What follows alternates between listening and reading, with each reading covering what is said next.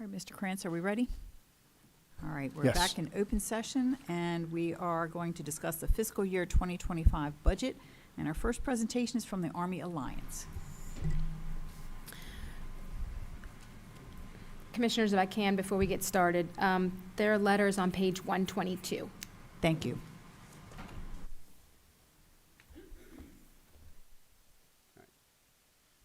Thank you for inviting us back to talk about your development of the FY25 budget. My name is Mike Ray. I'm the president of the Army Alliance, and Patrick Mullen, who was with us last time, is also with us and is a board member of the Alliance. To recap some things, again, we're a nonprofit that advocates for the missions and programs of APG. We're there, we exist to sustain and grow APG, which has been a challenge the past year. As I mentioned previously, there were some upwards of 1,000 positions eliminated last year. Those positions have not come back. We are working to try and get them back. But at the same time, we're not just sitting idly by waiting for those positions to come back. We are actively searching for other places to grow APG. For example, there's I'll make sure I don't use too many acronyms. I can speak in acronyms all day long if you wanted me to. There's a headquarters up here at APG, which has a office down at Fort Belvoir.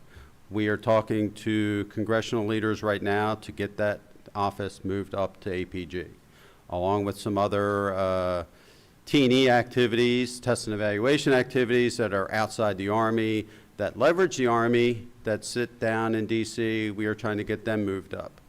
So, if that was to happen, we're talking at least 500 people moving up to APG. So those are the activities we're working on right now. The other one is, I had mentioned the biomanufacturing effort to bring a biomanufacturing facility right here to APG. The Department of Commerce has a large grant program. We made it through the first cut. We're hoping to get to the second cut, which we will find out later this summer. If so, that'll put us in a position that no one else in the country will be in. We will be biomanufacturing stuff to include food, fabrics, fuel, explosives, things that are DoD oriented. Other facilities across the country are more focused on commercial fabrics, not DoD related fabrics. And we're already preparing for that transition to be successful. We're working with community college. They've established a program for biomanufacturing and bioengineering. And all of this goes back to something I mentioned last time, which was the civilian workforce. As I mentioned, 21014, largest number of APG government civilian people. 738 government folks live in 21014. That doesn't count the contractors like Patrick and I and myself, and that could be 2 times that number. So you'd be talking over 2,000 people live in 21014 that work at APG. We are trying to sustain and grow that number. So we'd appreciate your re-engagement. You guys were good partners up through 2022, I believe. Yeah, through 2022. We'd like to have you come back as a sponsor. You had asked previously at the $2,500 level. That is on par with what Havre de Grace sponsors us. Aberdeen is the other township that provides sponsorship at a higher level. Rightly so, I think. State of Maryland sponsors us, and Harford County as well are larger sponsors. But we'd love the re-engagement from the town of Bel Air. Participation in our 3 main events, which are the breakfast, lunch, and dinner each year. Participation on, we go down to Annapolis. We have, there's an Annapolis night I don't know if you guys are aware of that the county has down there. We participate in that as the Alliance. It's a very effective night in talking to our local, the reps down there. And we also did a lunchtime event where we had federal legislators come into Annapolis. So that kind of participation with the Alliance, I think, would be, we'd greatly appreciate you guys re-engaging with us. So I'll say, our dinner is coming up on June 3rd at Water's Edge. So hopefully we can see all of you there, or at least some of you there. Invites will be going out very soon.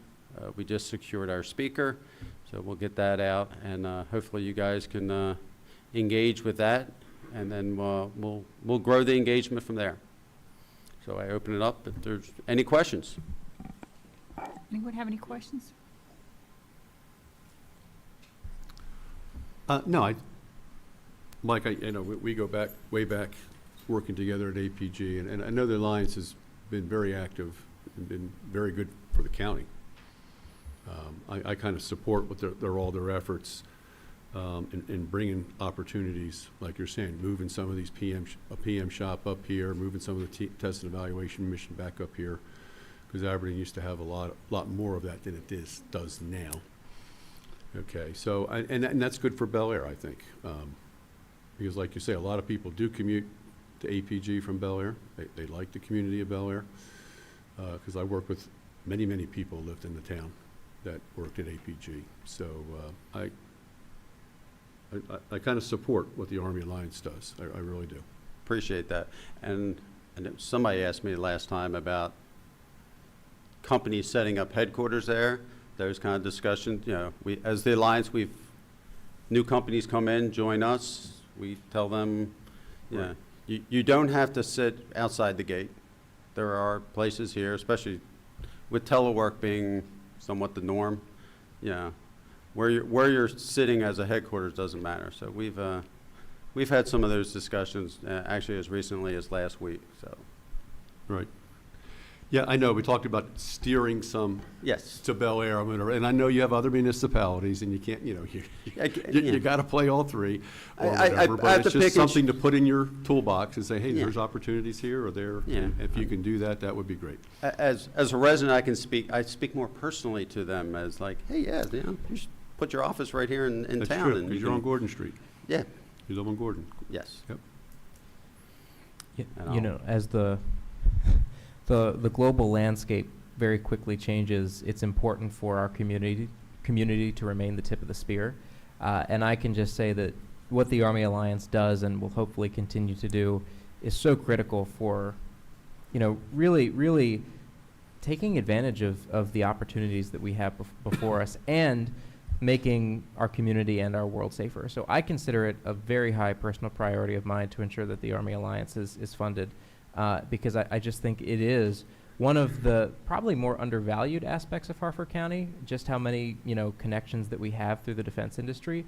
But even if not always seen, it is very much there. Definitely heard. I was gonna say, we always, definitely we heard. always hear it, right? But no, I think that this is an incredibly important mission to support, and I thank you for your multiple times appearing before us. Thank you. Any questions? Anyone else? All right, well, thank you very much. All right, thank you. Have a good night. Next, we have the Bel Air Independence Day Committee.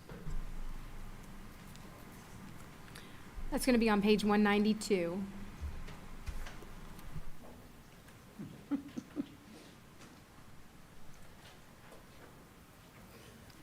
So this is a new format I'm not familiar with this. We used to meet in a room and chatted privately, so never had a speaker or anything like that. Bel Air Independence Day Committee, I'm Donald Stewart. Dave Williams. By the way, for the last 40 or so years, I've been president of the 4th of July Committee. Most of you know that. I'm not now, though. Meet the new president for the Bel Air Independence Day Committee. I just have one question. Do you have any questions? No? Is it going to rain on the 4th of July? You know, we don't care. So, we've had It thunders, will not rain, weather permitting. Okay. but we don't care. I mean, we have thunderstorms, we just keep on moving with it, we never pull back. We cannot reschedule the fireworks, we cannot reschedule the parade or the day-long events. It's do it or not. So we just wear rain gear and we show up and we do it. I'm hoping for terrific weather, and one of my favorite things about living in town is I'm within walking distance of the fireworks, so There you there better go. be fireworks. All That's my big thing for the 4th of July. Good, I'm glad you enjoy them. That's my personal baby, and All right. I put a lot of effort into it. You're doing a great job. They are great fireworks. They're Yeah. really nice. I got the best seat in the house, though. Ah. I get to be the only civilian that can walk out there with the shooters, right? And they're wearing asbestos gear, mind you, and I've got like this on. And I've gotten some burns, but the whole point of my being out there is if anything goes wrong, if we have civilians come on up there that's not supposed to be there, if we get someone injured, I have a walkie-talkie, I have immediate communication with the police and EMS people, and I'll call them and they'll send people in right away to take care of the situation. But someone has to be hands-on and eyes-on right there as it's happening, and that's just been my job. It's really a great day, the 4th of July, all of the events. And of course, this year, it's very special because it's our 150th. So we have some extra special things we'll be doing that day. Yep, I'm we're looking having, forward to it. thank you. Anybody have any questions? You think we can loan Don some asbestos, some fireproof gear so he can wear so he doesn't get burned up over there all the time? I've got some that's retired. I can give him. All right, so what I do, you know those plastic shields they had during COVID? I Yeah. do wear that. Right.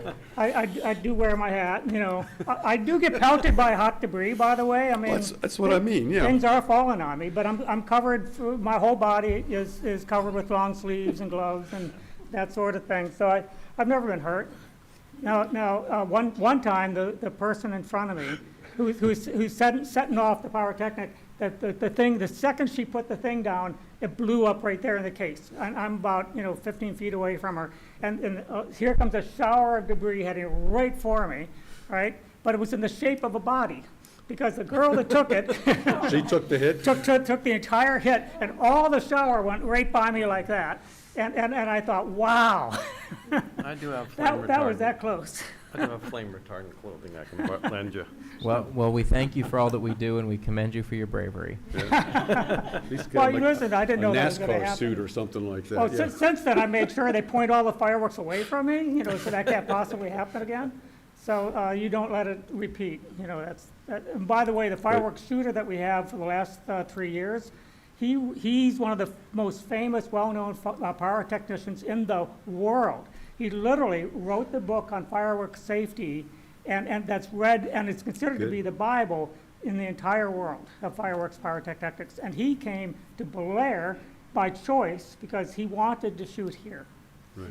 Yeah, because he really thinks this is a great town. We agree with him, and Right. thank him for coming. We'll Yep. look forward to him this year on July 4th. Yeah, Thank you so much. Anything else? No? Yeah, I'm good. Okay. Thank you for your support, guys. Donald, Yes, thank you. thank you very David. much. All right, the Sewer Fund American Rescue Plan Act project review. So from our previous discussions, we had decided to have Steve here this evening to be able to give us a briefing on the ARPA projects that are in the sewer fund. Because as, again, we've discussed, ARPA is a critical piece to the budget moving forward. And this was a very large piece of that. So we thought it would be helpful to do it sooner rather than wait till he presents next week. At least give you all some food for thought, not necessarily decisions tonight, but something to mull around and see where we go from there. So I'm going to turn it over to Steve. Thanks, Lisa. Excuse me. So when we first learned about receiving ARPA money, some of us were concerned we were going to not have the ability to spend it all, or it was going to be difficult to spend. And I assured Jesse and Lisa that I would be able to spend the entire amount if we had to on our sanitary sewer system, if we needed to do so. Of course, we went with a project, we went through and we all got our own individual projects and so forth. And two of the projects I really wanted to do are work on our sanitary sewer pump station. They're not broken, but it's just a good time with these extra funds to rehabilitate them and make them whole again so they'll last for another 40 years. The one thing that does is it doesn't require the town having to go and asking the residents for money to make those upgrades because we have that ARPA money now. So right now, I have two pump stations that we have currently have pretty good estimates on how much it will cost to rehabilitate those. And they are the Shamrock Pump Station, which we feel we can upgrade for about for about $98,420. No, hold on, I'm wrong there. I'm very sorry. This is where I need to be. Shamrock Pump Station will cost $968,000 to redo. And basically what that redo is all brand new controls, electronics, emergency recall lists, new pumps, and basically just brings it back to whole. So that Shamrock Pump Station is $968,000, and we've also engineered the Gateway Pump Station, and there's a force main in that project for $2 million, excuse me. So the whole total projects of doing two pump stations with ARPA funds would be about $2,968,000. I budgeted $3 million in that account for FY25. Is there any questions up to that time? You said the Gateway, to rehab the Gateway pump station is about $2 million. Yes. And that's right there on the corner of Blum Court and Gateway Drive, opposite, across the street from the music store. And Right, it sits right there on to the right of English Country Manor entrance. Okay.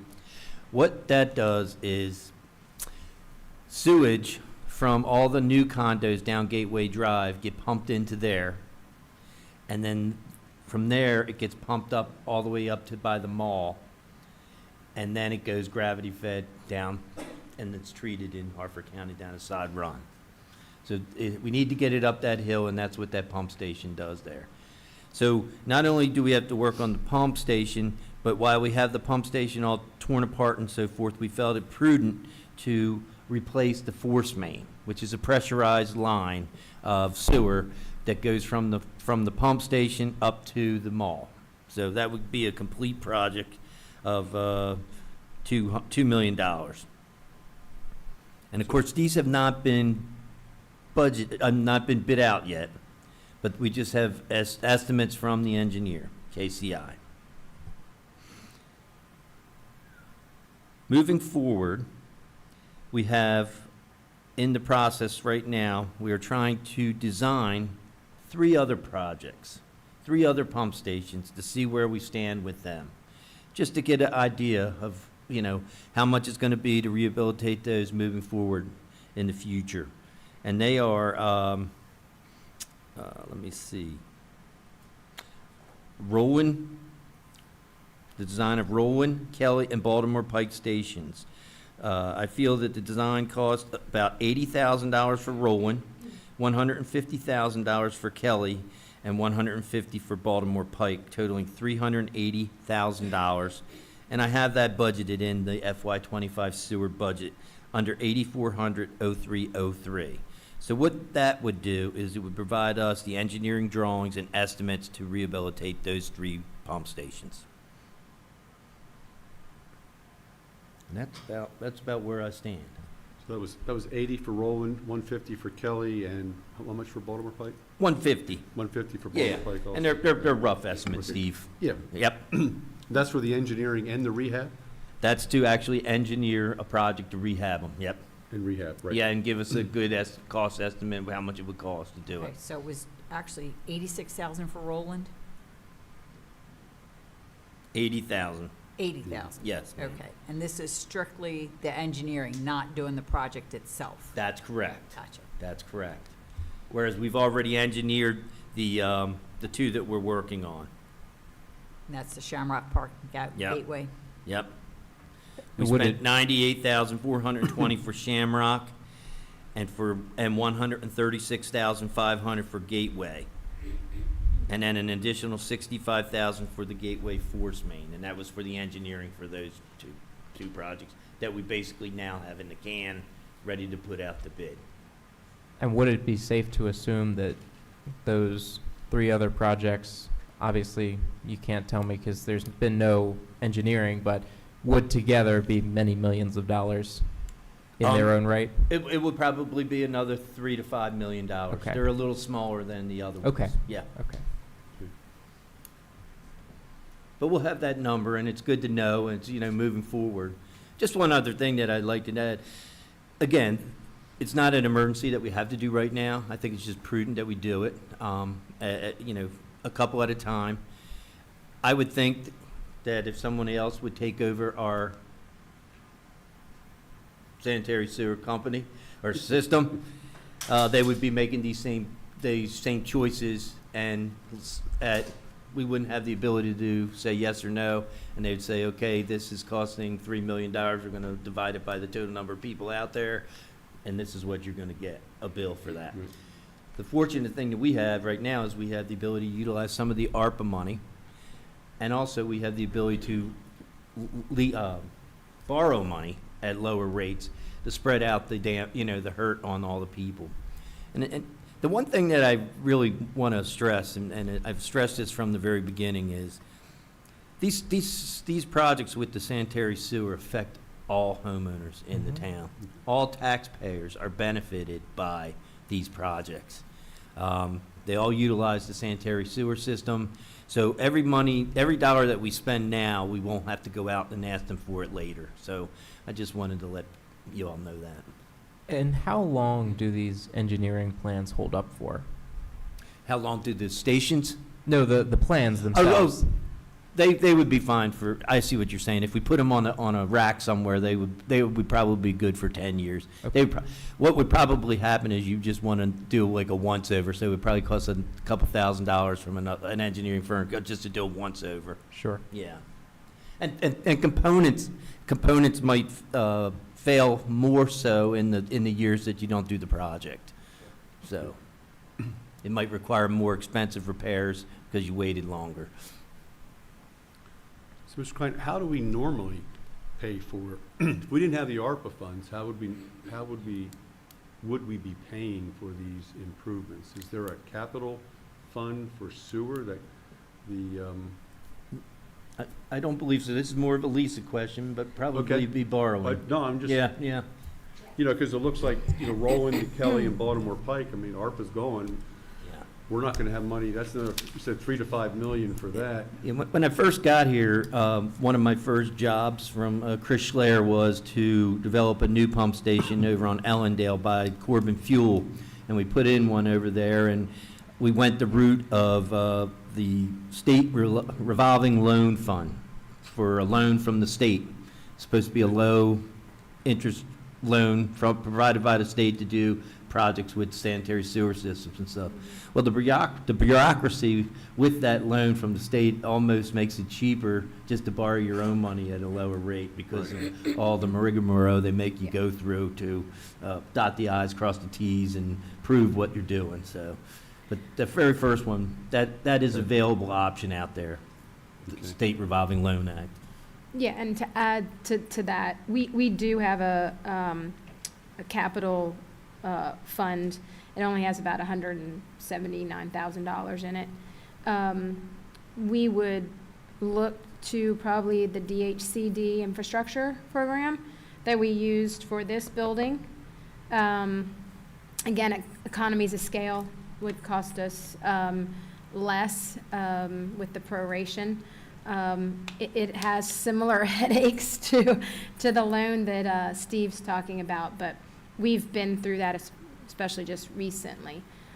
So, yeah, we would have to look at probably financing We have financed multiple inflow and infiltration work that's been done to the system over the years, just locally through local banks.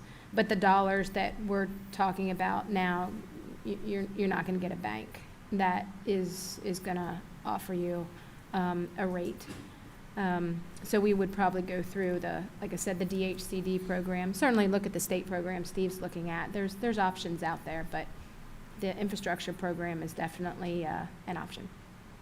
But I guess what I'm trying, that's where you get the funds from, but how are we gonna pay that back over the years? Is there, in other words, how much money do we put in the capital fund every year, or how much do we set aside for debt service out of the sewer enterprise? We don't. We don't. We don't set anything aside for debt service. You really don't want to do that, just. Well, I'm saying if we had to borrow money, wouldn't that be a debt? No, I mean, we've never had the need to set money aside for debt service. Capital, sure, that's a totally different story. We have not been, let me back up. We maintain, or we keep our sewer rates as low as possible. Right, yeah. And in the last several years, Harford County's bulk rate has been through the roof. That they've charged us. It has not been part of the budget. The rate has been higher than what we budgeted, and it continues to increase. So it's continuing to increase at a higher rate than, or percentage, I should say, than we're charging our town residents, our customers. So we keep hoping that's going to taper off a little bit. We received another fairly large, but not like fiscal year '23 and '24, another large bulk rate increase from the county. So we haven't been able to set money aside in the sewer fund because any excess monies that we have, revenues over expenditures, has been going to pay Harford County for the increased. Yeah, exactly. So we've not had that opportunity to set money aside in the capital. Certainly something that we have done in the past, we just haven't been able to do it in the recent future because of these rate increases. So we would look to continue to hopefully reserve money if we can do that. We certainly will. But then who's going to pay for it? The residents, the commercial. I mean, your sewer users, it's going to have to be factored into their rate. One of the things to keep in mind is we have not, while we are increasing our sewer rate, it's only been by the CPI. So it hasn't been any type of one-time rate increase for any specific purpose in many, many years. I don't have the exact year, but I can get that for you. But it's probably been a good 10, 12 years. So that's something that, we would have to look at that together. Because I'm just trying to think, if ARPA is going to take care of our near term, like Shamrock and Gateway, if we decide to go with that, we still have this big $3 to $5 million bill for Roland, Kelly, and Baltimore Pike in the out years, and you want to replace those potentially when? Whenever. I mean, again, it's not like we have to do it tomorrow. We don't have to do it in 3 years. We got really good mechanics on it.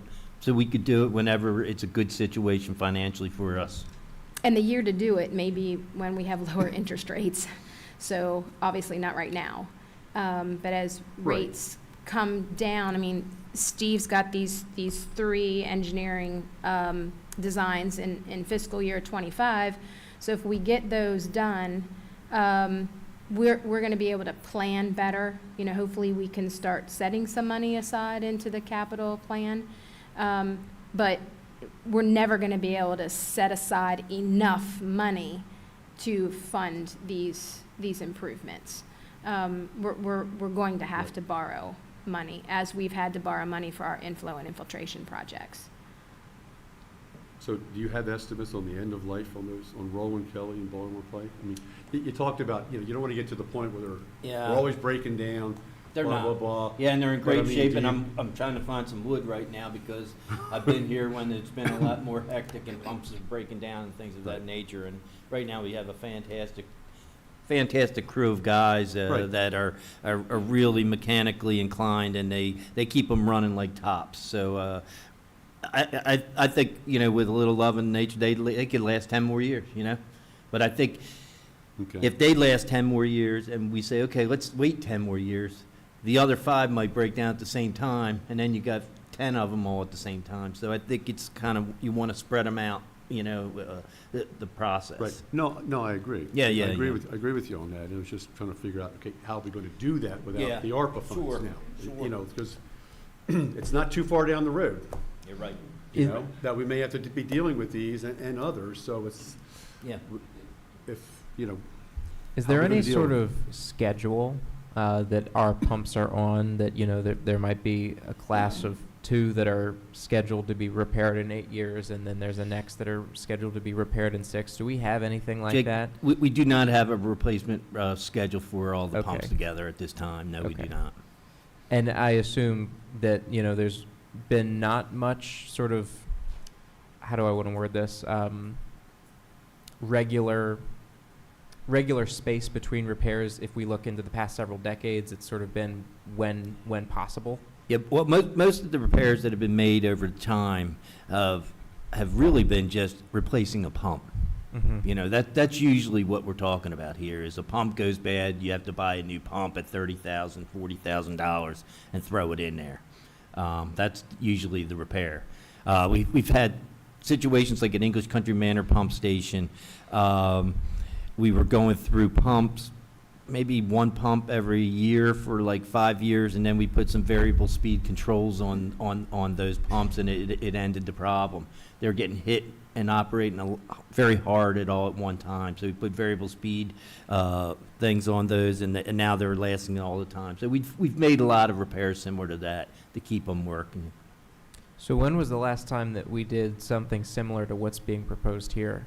We have not since I've been here Okay. in 24 years. Let me just add, That really helps. I've only with the been the context of director the for situation. 8 years. But no, that really does help with the context of what we're talking about. Right. Yeah. so, just questions. So, you know, replacing a pump may be 30, 50K or Yeah. something like that. So what is the re-engineering that causes, you know, say, the Shamrock Station to go to, you know, $1 million? What's all involved in Oh, that? it's a lot involved. Put like a new shell in, like a new encasing in there where the sewage is in the tank. Okay. All new controls, electrical controls, just a lot of different, new pumps, new,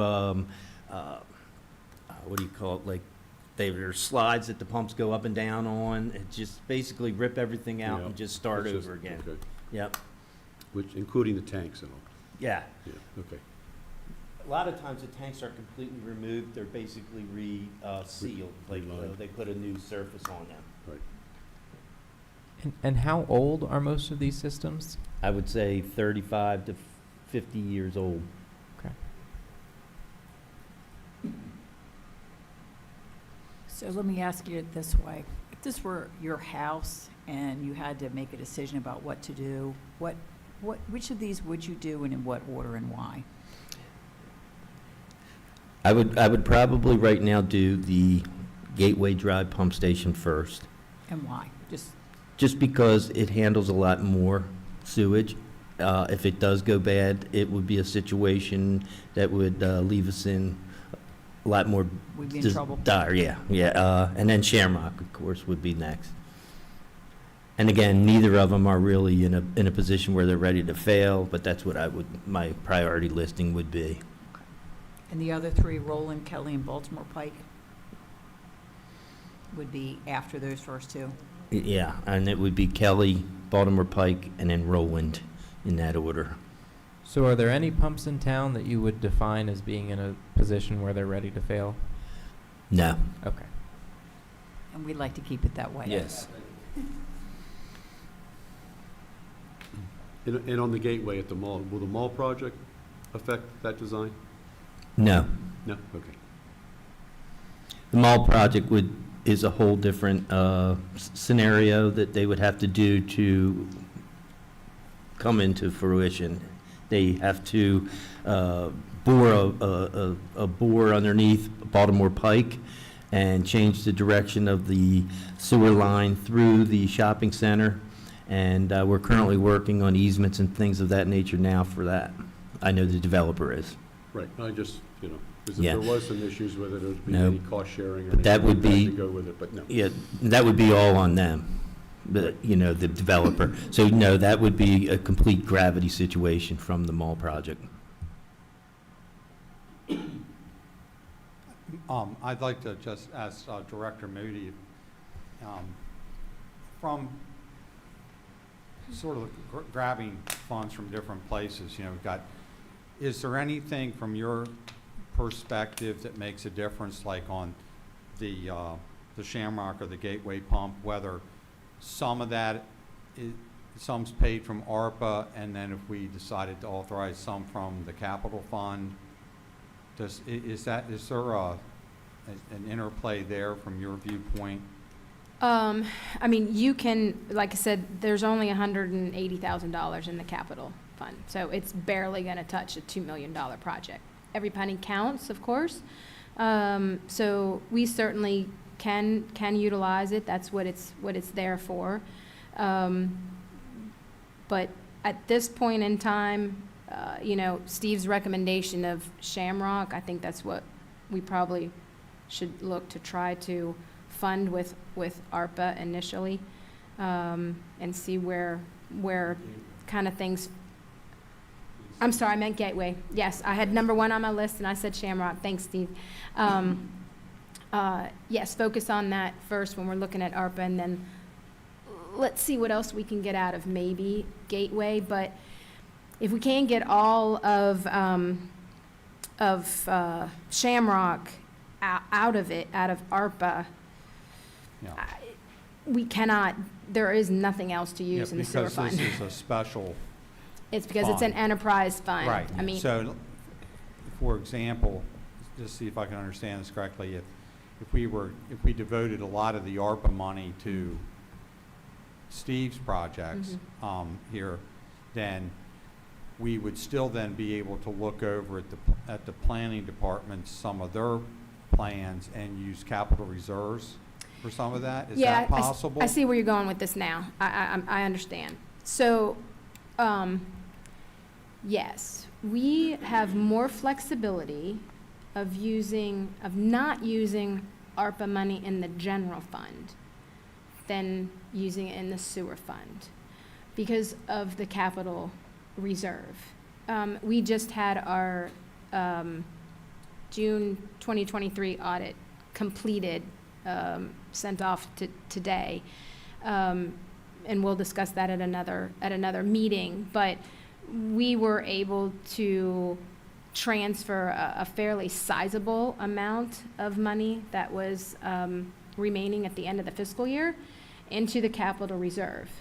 So our ARPA report was also due to the feds today, so it's been a busy day.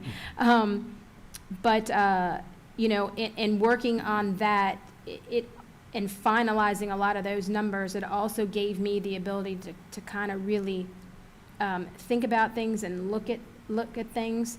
And as I'm just sitting here listening to us all talk about this, I mean, certainly one of the things that we could do is, we have many projects in the general fund. Let's just say one of them is our vehicles and equipment. That could come from capital reserve. Any of the projects in the general fund. We have more flexibility in the general fund. So we all should keep that in mind. That's a really good question. Yeah, that's very helpful. I appreciate yes. that as I'm trying to get Mhm. my brain wrapped around the Yes. enterprise fund versus the general fund. Correct. We project. have no flexibility in the sewer fund. There Okay. is not another avenue for us to take money from like we do in the general fund. Thank you. You're welcome. That helps out a Good. great deal. Yeah, Good. thank you.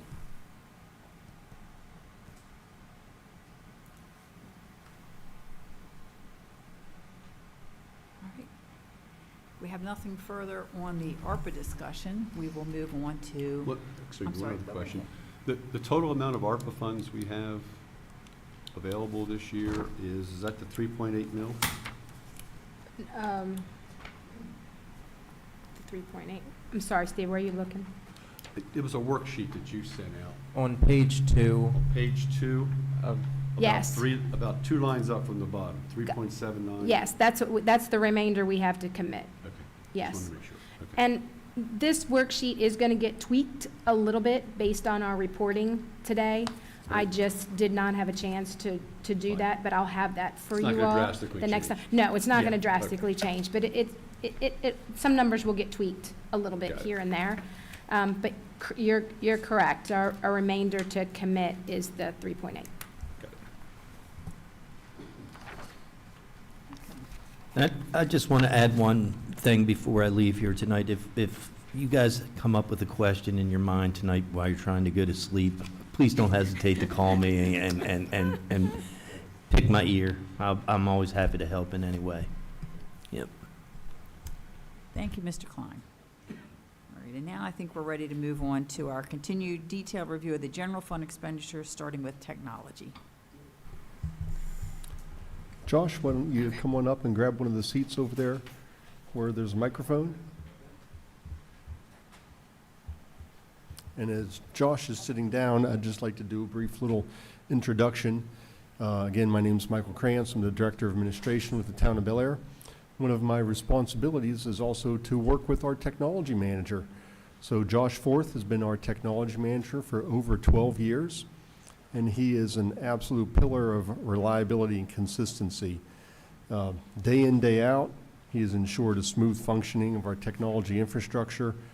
It's no small feat to maintain almost zero downtime on our computer network, and it's a testament to his attention to detail and his proactive approach to problem solving that has kept us that way.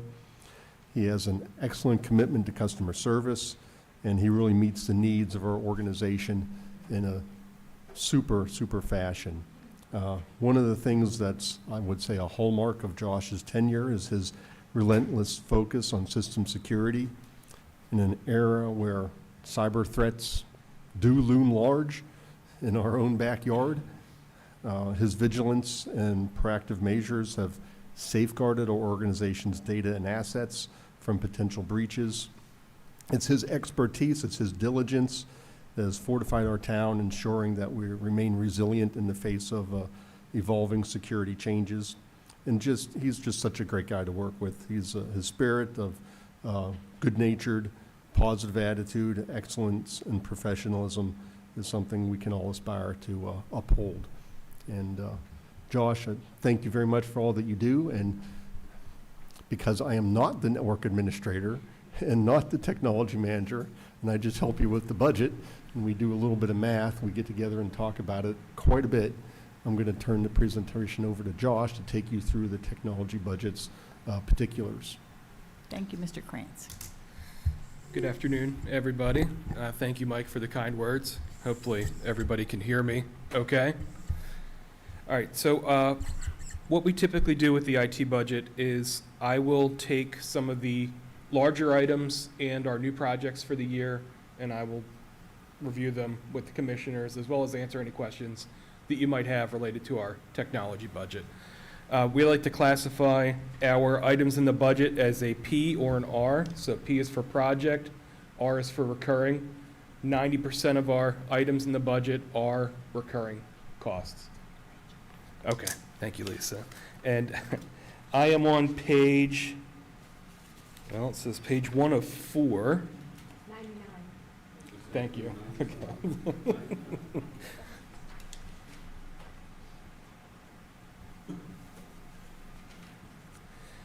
Our first new item would be attending a tech conference in Orlando. This would be the first time I've done anything like that. They cover, what I'm mainly interested in is the security presentations. They'll go over pen testing, ransomware, disaster recovery, incident response, hacking techniques and security. I feel like these would all be beneficial and also to network with other individuals in my field. And they also do breakout sessions, so there is a little bit of training involved too, which would be beneficial. If we go down a couple line items, I'm in account code 201, and I'm looking at line item 5. CBT Nuggets would be enough licenses for 3 users. It's ongoing training for all of the employees in the IT department. CBT Nuggets has been awesome so far. In addition to instructor-led courses, they also have practical labs for you to work in, which is excellent. And for the cost, I haven't found a better training, self-paced training for IT. In account code 210, this is our copiers and printers. The line item 1, 2, and 3, those cover all of our leased printers throughout the town. And we have a selection of copiers, printers, and a large format scanner and plotter that's used by planning and public works. They are all on the same contract with Canon, and that contract will be expiring in the next fiscal year. So probably at some point, as we get closer to that fiscal year, we're probably going to look at putting it out to bid like we did last time. But so far, Canon has been excellent. Their service has been excellent. Overall, we've been really happy with Canon. So hopefully we can continue to go with them in the future. We have removed most of the individual printers from our network. All of our printers, with the exception of 3, are under a lease, and the lease covers any service, any toner that we have to buy. The only thing that's not covered is paper. So it has been a pretty big cost savings for us eliminating individual printers. When I started here, we still had inkjet printers, which were, the costs were, astronomical to buy ink for those. So we have saved a lot of money with our printer leases. Going down further into account 230, Malwarebytes, that is our security software. It covers endpoint detection and response for malware and viruses. It also performs vulnerability scanning and automated patching for operating systems and software installed on all of our computers. So that is one of our lines of defense for patching vulnerabilities and keeping our PCs up to date. So nothing bad happens on our network. And it will, one of the nice things about this software is it will alert me immediately if any type of detection is found, and if, depending on how severe the detection is, it'll completely isolate it from the network. So, like Steve said, if I had a piece of wood to knock on, we haven't had any major issues with anything virus related for over 7 years, so I hope to keep that number increasing. I'll flip over to the next page. Still in account 230. 230 is probably one of our biggest accounts for IT. It handles all of our hardware and software licenses, basically all the stuff that we renew year to year. The first 2 items at the top are our renewables for Office 365. I consolidated our numerous renewals for Office 365 into a single line item. That would be line item 18, and it's 160 licenses. We do have licenses for the copiers and department mailboxes, so you're going to see a higher number of licenses there than we have for employees, but it's because we have some shared resources on the network that are not necessarily for a single employee. The next one down, Microsoft now calls it Entra ID. This is what allows me to configure security policies for Office 365, such as multi-factor authentication, which will send a code to your cell phone if you are logging in from a location that's off-site. We'll also block any login attempts from foreign countries. So it can basically, it monitors login activities based on region. The first thing I'll do every morning is sit down and look at the login activity for Office 365 and see if there have been any compromises, or, you know, just look at the audit logs and make sure that everything, the people that are logged in from somewhere in the area here, not overseas. And it will happen from time to time, but it is good at blocking it. So far we have not had any account compromises for Office 365, which I'm happy to say. Okay, couple down, line item 25, MapDash. This is from a consultant. They work with planning, public works, and economic development to develop resources for ArcGIS, different layers on our maps. Angela was kind enough to give me a nice list of what they provide for economic development, the available space inventory, for planning, zoning inquiries, addresses in and out of town, farmers market vendors, DPW, mapping our sewer system, mapping our stormwater, banner poles, street lights, street resurfacing by year. So MapDash provides a lot of information for our ArcGIS online mapping systems. Any questions so far? And I apologize if I'm going fast. I'm a little nervous. This is a much more formal environment. You're doing great. Thank you. You're doing great. No worries. You're doing great. Did you have a question, Steve? No. Okay.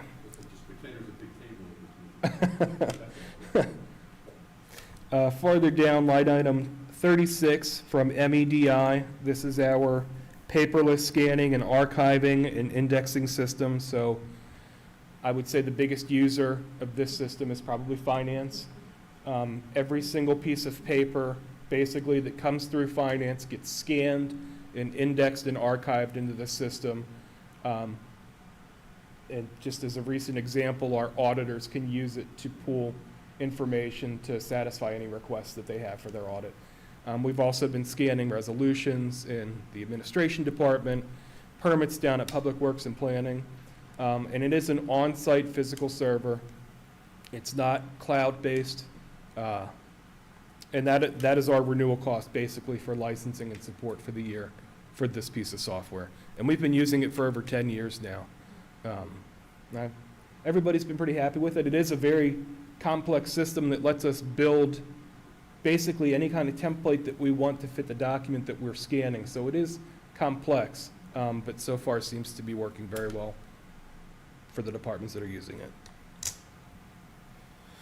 Okay, next line item down, 37. This is our renewal for our Fortinet firewall appliances. We have multiple firewalls here for our networks. We always keep them renewed. We use their support services every week. Their support has been fantastic. And our firewalls handle all of our connections here, all of our VPN connections. It secures our network. It secures our guest Wi-Fi network. And it also handles our logging for all of our network devices here. Creates a centralized repository that Al and myself can review logs and see if there's any problems on our local network. Line item 40, Barracuda Energize updates and support for our backup server.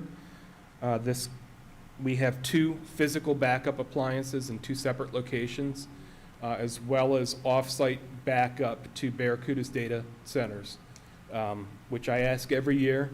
They are still hosted in the United States, Virginia. Get my notes here. Virginia, Ann Arbor, Michigan, and California. So all of our data is stored within the continental United States. And I always make sure of that. Barracuda Backup has been excellent. I will test our backups to make sure that the data is good. They also will scan our backups for viruses to make sure that we're not backing up compromised software and restoring viruses from a backup. I guess I should talk about the costs too, shouldn't I? That was The annual cost for that is $15,760. And again, that covers 2 physical backup servers and off-site replication, unlimited off-site replication to their data centers. So they store, in other words, that includes the storage fees for the offsite? Mm-hmm. Because you don't own those offsite servers, right? No, I do not. Right. Nope. Next page, line item 47, ArcGIS licensing. This is our licensing for 3 concurrent users locally, and also our ArcGIS online. So our employees that are out in the field can use ArcGIS mapping for the sewer lines or whatever they're working for in the field. They have online connectivity to it. And that is $11,700.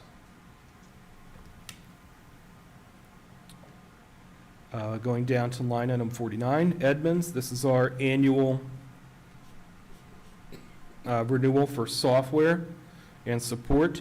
Edmunds is hosted off-site, so the maintenance cost is $18,082, and the hosting service, as the line item below it, is $4,715.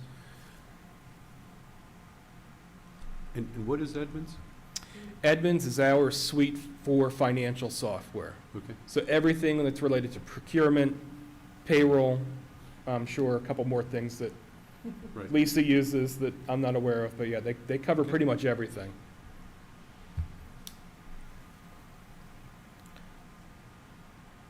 Lexipol, line item 55.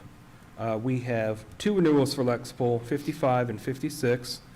One is for policy training and legal services for the police department.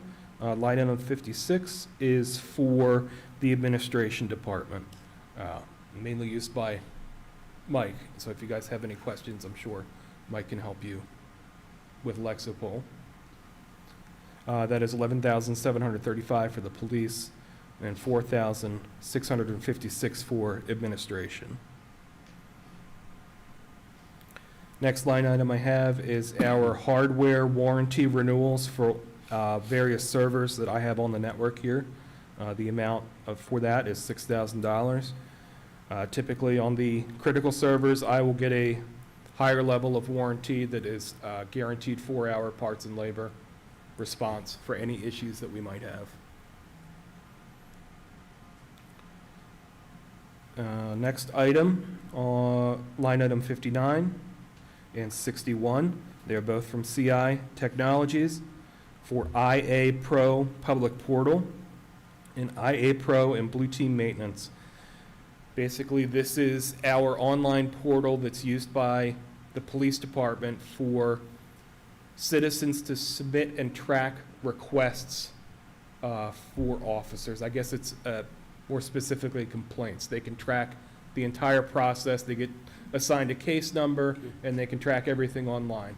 And I believe this is a result of some recent legislation in the past few years. I think you're right about that. It's to meet a legislative requirement that the police department has to have, so this is their solution for it, a software. And this is a hosted service. This is not a server that we run here locally. This is all online.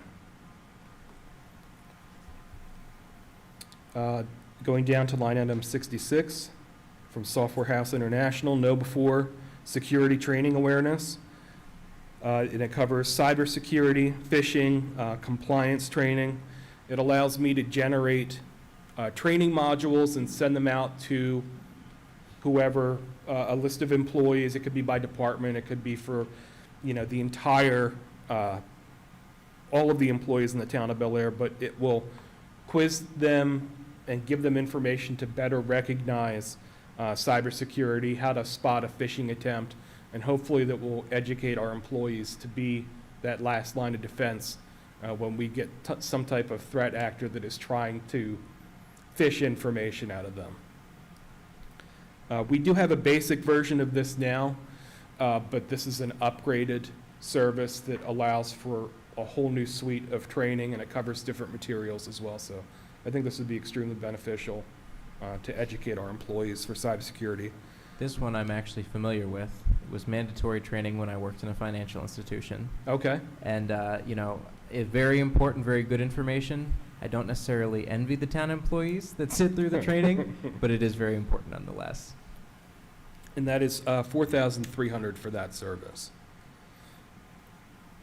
Moving on to the next account. This is account 300, and this is our contractual services. We are going to have some conduit installed at the Armory that runs from the front utility room to room 7. That'll allow us to pull some fiber optics through the conduit to a network rack that we still have running at the Armory. That'll be $1,350. Line item 3 from MapDash. This is configuration of a public portal for ArcGIS in the amount of $13,000. This will be a portal that is accessible by the public to look up different maps that we have configured, the town has configured, as well as MapDash, a Is this data story. Is this something new? Yes, this is new. So that a new capability we're providing. That's correct. Yep, and this is a one-time project. This is not a recurring fee annually. This is one-time setup fee for this item. There's no maintenance costs associated with Nothing else aside from our typical ArcGIS renewal. it? Okay. All right, and if you'll flip over to the last page, it's page 102. We go into account 530. 530 is our hardware account. This is typically all projects. These are scheduled refresh for computers, laptops, things of that nature. We replace our PCs and laptops every 4 years. For servers, it's 5 years. For tough books in our patrol vehicles, those are also on a 5-year replacement schedule. We're not doing any tough books for the patrol vehicles this year, with the exception of one. I usually order them in batches of 8. Next fiscal year will be our first year that we are doing a refresh. We get 2 off years in this. Basically, it's a 15-year cycle. If I replace them every 5 years and I schedule them in groups of 3. Sorry, it's not a 15-year cycle. Bad math on my part there. So I'll start back up at the top. We're getting 3 new laptops this year. They're approximately $2,000 a piece for a total of $6,000. 1 new tablet for our motor patrol unit, our motorcycle in the police department. That is $2,500. Looking at replacing 14 PCs. Total cost $12,600. Our PCs should be around $900 a piece, and they come with a 4-year warranty. And that's all purchased through Dell. Line item 35. New mounts for some of our patrol vehicles, $1,800. Line item 38, we need to order a new ruggedized switch for the utility closet in the parking garage. We've recently added a lot of IP cameras to the network in the parking garage, and we need some rugged equipment to run in that utility closet that can handle bigger fluctuations in temperature, because it is not a conditioned environment in that closet, so we need a little bit more specialized hardware to run our network in there. Also because it's such a crucial location now with our various rooftop cameras. Line item 39, YubiKey. This is to satisfy a new requirement from the Department of Justice.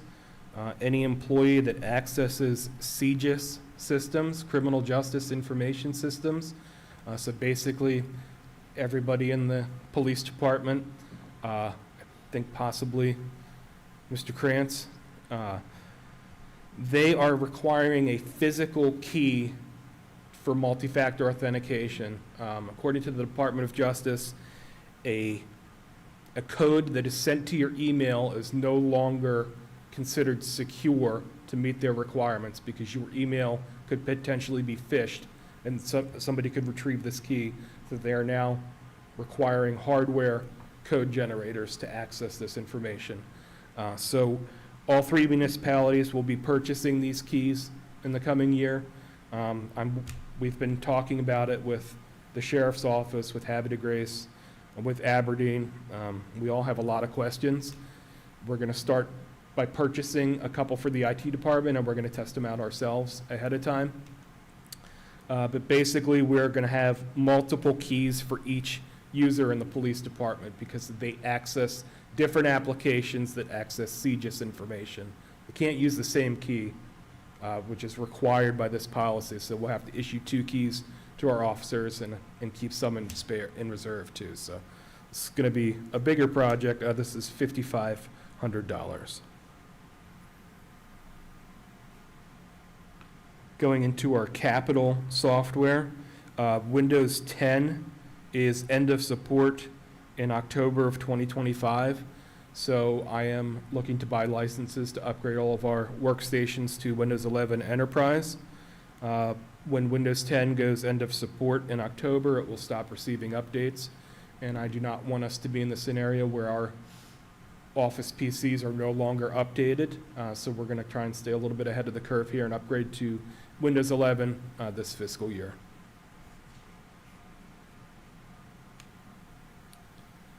Capital hardware in account 812. We are going to replace our virtual host server, and we have a replication server. This runs all of our virtual machines, which isn't that many, but we do have some virtualized services that we run here on our network, and we will have to replace those servers this year. That cost is $30,000. Next line item from Applied Digital Solutions. It is a new recording and playback server for telephone and radio traffic. The amount for that is $13,600. This will replace the server that was issued to us by Harford County DES. At this time, for the information that I'm aware of, we are going to have to procure that server ourselves. So that records any radio traffic, any telephone conversations that come in and out of dispatch, and it archives it for retrieval later. And we have a single Toughbook laptop for replacement this year, CAR 32. And that is all the items I have, but I can surely answer any questions that you have.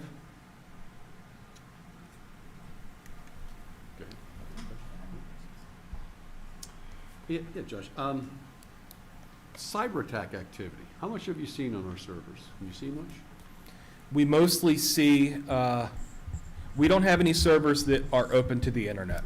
So we don't host a website from any of our servers here. I consider that to be in our benefit, that we don't have any servers hosting any information on the internet, because that is a prime target for people. Mostly we get people trying to brute force attack Office 365 accounts, guess a password, basically. And they will try and brute force into our VPN, guessing people's passwords. I do get email alerts when that happens. It doesn't happen that frequently, but it does happen, and they are blocked. Okay, and you think you have enough protection, software and firewalls and all to? Yes, I'm confident You're with the level of confident, security right? that we have now, yes. Okay, because data integrity is important. And I know that there's been a trend, I've been out for a while. A while back, there was a trend, everybody going cloud-based and all, and getting rid of all their servers and stuff. People going thin clients and things of that nature. Yep. We still have physical servers. We do. We're a mix. We're a mix. I would say that we are called a hybrid setup. We use a mix of physical servers on site, but we also use some cloud services. Our biggest one being Office 365. Okay. I mean, have you looked at costs, pros and cons of going fully Yes. cloud-based? We're always right on the cusp to see any kind of return on investment. We did look at a thin client setup a while ago, and the initial cost for hardware, I just couldn't justify I couldn't justify the switch compared to buying physical PCs for every workstation. There are some servers that I would like to move to the cloud in the future. I'm not ready to do so yet, but I do like to, it is on the scope, on the horizon, probably 5 years out, to maybe move some of our stuff more onto the cloud. Okay, and you think there'll be a cost savings there and security? What It about should- security? Yes, it should, it actually Same should or be. better, or, you know? Yes, increased Don't wanna go down. security. Yes, yes, definitely increased security. And it will eliminate, so the more servers we move to the cloud, the less chance we have of a physical failure of an on-site server affecting us. When we move it to the cloud, there's multiple layers of redundancy in the vendor's data center that we don't have to worry about. Okay. Anyone else have any questions for Josh? No, me either. I just would like to say thank you to Dominic for solving the problem that had me going around in circles one day. And he was very helpful and took the time to talk to me, and we figured out a workaround, but it actually turned out to be a software problem. So I do feel better that it wasn't, I wasn't pushing the right button. It wasn't user error. But he was very helpful and had it fixed in pretty short order for me, so. I'm glad to hear that. Yeah, you guys are always there if we have a problem or an issue, and we appreciate it. Because without email and the internet now, it's just like you can't do anything. So it's really important to be very safe, and I think I got one of those phishing emails, but I didn't fall for it. So, And sometimes I'll send out a test phishing email, so. I did. Doesn't mean it's safe to click on, but I will test you guys. I did get one, and I sent it to you. I was like, this looks fishy to me, and Anytime, And it was. I will never, ever complain about people forwarding an email to me asking if it's suspicious or not. yeah, you Please never do have. that anytime. You never have, because I've had a couple of them. I was like, I'm not sure about this, so I'll just send it to Josh. So thanks for being there. You're welcome. My pleasure. Great. And thanks for coming and presenting tonight. It wasn't too bad, was it? No. Okay, there you go. All right, thank you so much. Thanks, everybody. And now we Thank you, have Lisa. Human Resources. Mr. Krantz. Yep, thank you very much. Madam Chair, I appreciate that. Tonight, I'm going to hopefully briefly speak about the Administration Department. The Administration Department includes 4 people, myself, full-time Director of Administration, Human Resources, and I'm also the Town Clerk. It also includes a full-time Administrative Secretary, a part-time Office Assistant, and a part-time File Clerk. So that's the 4 of us that make up the Admin Department. And we work together collectively to manage the needs of the Board of Town Commissioners as resolutions and ordinances and legislation is passed. And we also work together to collectively manage the human resource function of the Town of Bel Air, as well as the risk management function of the Town of Bel Air, all the insurances, general liability, vehicles, titles, and whatnot that also process through the Administration Department. I'm going to focus on just a bit of a highlight. The Administration Department has a budget of $340,000. 88% of that is the salaries, about $302,000, which makes up the 4 people, myself, the secretary, and the 2 part-time employees. So we're really talking about $38,000 in terms of resources that the admin department needs to function. I'm going to highlight the training, travel training and memberships section, and I don't have the page number in front of me. Lisa, do you have the? 48. It's on page 48. Here we go. And I'm going to go through these one at a time. The travel training and memberships. We did propose a increase of about $750 in this budget item from $2,000 to $2,750. This increase will enable us to incorporate an additional Society Human Resource Management membership and cover the costs associated with the Society Human Resource Management professional certification for our departmental secretary. which I think is outstanding, that she is interested in increasing her knowledge and pursuing her education and achieving this certification class. It will greatly help our department have a secondary person with a higher level of knowledge of human resource laws, policies, and procedures in helping manage the town of Bel Air.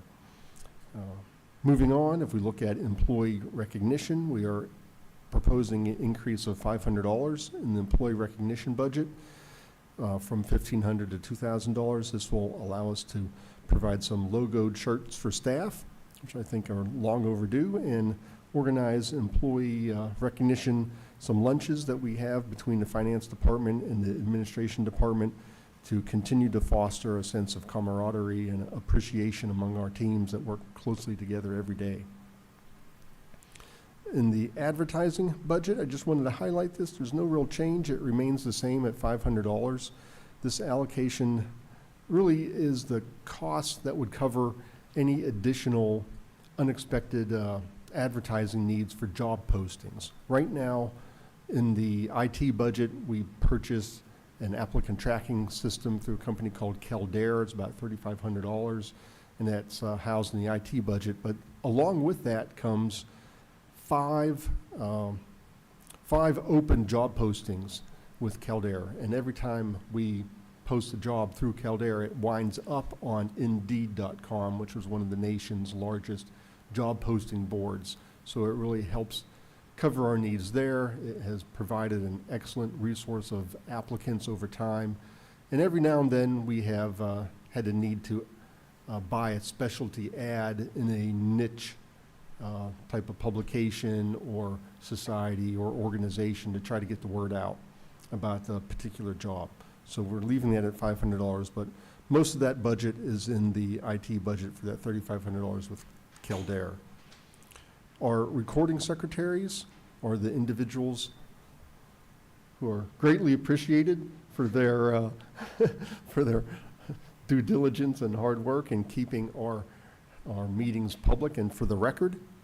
We do propose an increase of $1,000 in the recording secretary's budget from $4,600 to $5,600. This will cover the costs associated with supporting various boards and commissions, including the Elections Board, the Ethics Board, the Elderly and Needy Commission, as well as these meetings that we have here today with the Board of Town Commissioners. Our contracts budget item, well, the overall budget for contracts has decreased about $500 from $11,764 to $11,196. It is important to note in this line item that this budget item can vary significantly depending upon the amount and complexity of legislation passed during the fiscal year. For example, the estimated cost to codify ordinances 813-23 through 825-24 is approximately $10,500, which really kind of blows this line item out of the water, but it's due to a handful of development regulation related changes that were passed by resolution in the last several months, as well as the complete redo of the Board of Ethics, or the Code of Ethics, I should say, in the code. So General Code has been a fantastic and continues to be a fantastic partner with the town of Bel Air. Highly recommend continuing to utilize their services. You will see this fluctuate. I didn't put in for an extra amount for this particular line item because I see it returning back to normal going forward. So this $10,000 that we'll be processing here in the next few months is probably going to be a bit of an anomaly with some of the legislation that's been passed in the last 6 to 12 months. In our physicals and testing budget line item, we propose a decrease of $4,390. This is a pretty big change for us from $14,194 down to $9,804. This is a reduction is due to our efforts to streamline the process, including cutting back on random drug testing to the legally required minimums. We were doing more in the past, so we're going to do only the federally legally required minimums for DOT testing. as well as for our police department required by the state. It's also lowering the estimated number of pre-employment physical exams, tests, and checks. We kind of cut that in half, and we'll see how close we come as staffing needs arise throughout the next fiscal year. The supplies budget remains unchanged at $5,000. That includes not only just supplies to operate the department, but it also includes all the proclamations, certificate of recognitions, the appropriate stationery, and the supplies necessary to so we can recognize those people in our community that have really helped make this town a wonderful place to live, work, and play. And those are my highlights for the admin budget. If you have any questions, be happy to answer any of them.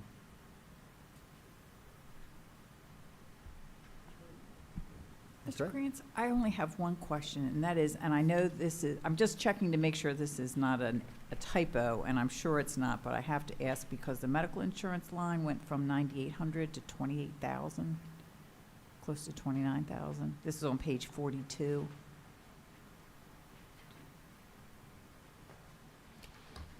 Oh, well, the salaries and benefits section I really didn't touch base on, but I would assume that somebody chose insurance. There's only two people, it's only me, and I That's what declined That's coverage. what it was. Okay, it Yeah. is an accurate figure. Yes. That's- I mean, I don't have my benefit spreadsheet in front of me, but I do know that we, with the retirement of Michael's previous secretary and Christine coming on board, there was a change in Okay, coverage. that would explain it, yes.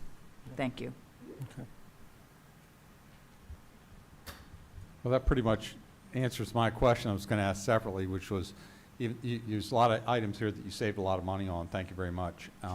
But then when I compared the overall budget, it's about $23,000 more, and we just discovered what the main increase in the budget was. So, Gotcha. but thank you for your fiscal responsibility and for the presentation of the budget for your department.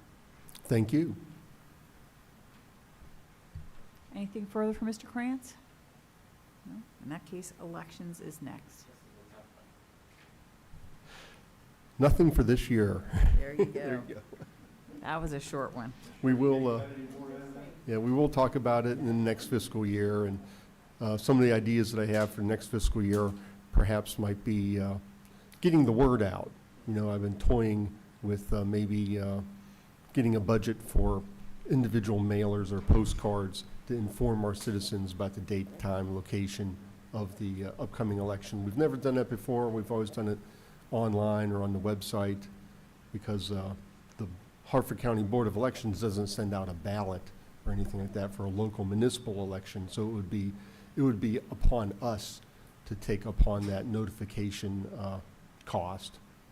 I know this is something that we discussed a few months ago, but I would definitely be interested in looking at, looking into what the town of Bel Air sending out a specimen ballot would look like.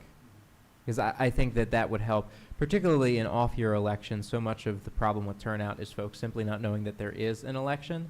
And even in on-year elections, I think a lot of voters don't realize they can vote for anything until they get that sample ballot in the mail that says, here are the folks you can vote for.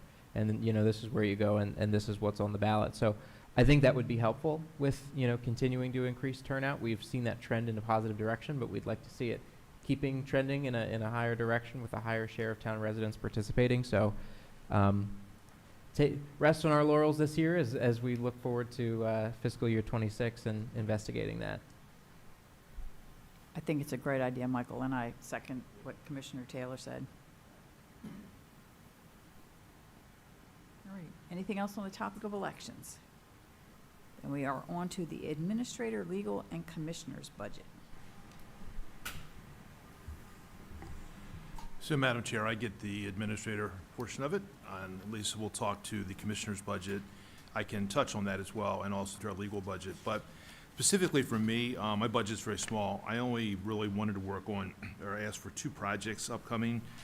One, as I've talked to several of you during the orientation, I'm looking at 1405-0500 on page 31. Usually Lisa does this, but I decided to do that this year, so. Anyway, under that particular category, I wanted to create a Municipal Citizens Academy. It'll be an experimental try for FY '25. Concept being where we're finding a number of citizens. I want to spend more time educating citizens about municipal government. There's so many that will come into town hall and not really understand the process. And I've seen this done in other jurisdictions. It's actually done in police departments. It's done in my previous occupation at Emergency Services. But then Laurel has a Citizens Municipal Academy as well. And they bring their citizens in. They do it once or twice a year. I believe it's twice. It's usually in like an 8-week setting, maybe a little shorter.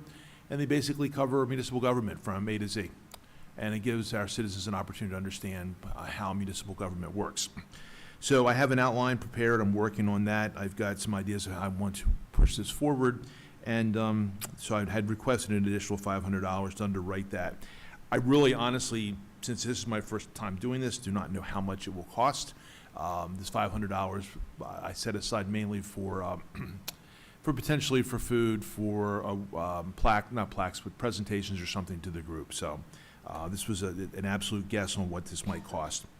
The second thing that I had added to this budget was, and I'll be discussing this with the commissioners as the summer goes on, is NARVA. NARVA, in terms of revitalizing our sister city relationship with them, we are bringing the Estonian, meaning us and the Maryland Estonian Exchange Council, are bringing the Estonian delegation to Rockfield in September and do a business linkages meeting. We will have the Estonian ambassador here from the DC and a number of other officials. The concept being to explore ways that we can share business partnerships with LARVA and they can share them with us.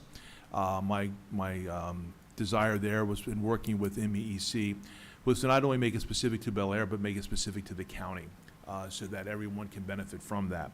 So the $750 we added there also was a best guess estimate for what our responsible cost will be for food and for other sundries that we may need to pull the conference together. It'll be a one-day event.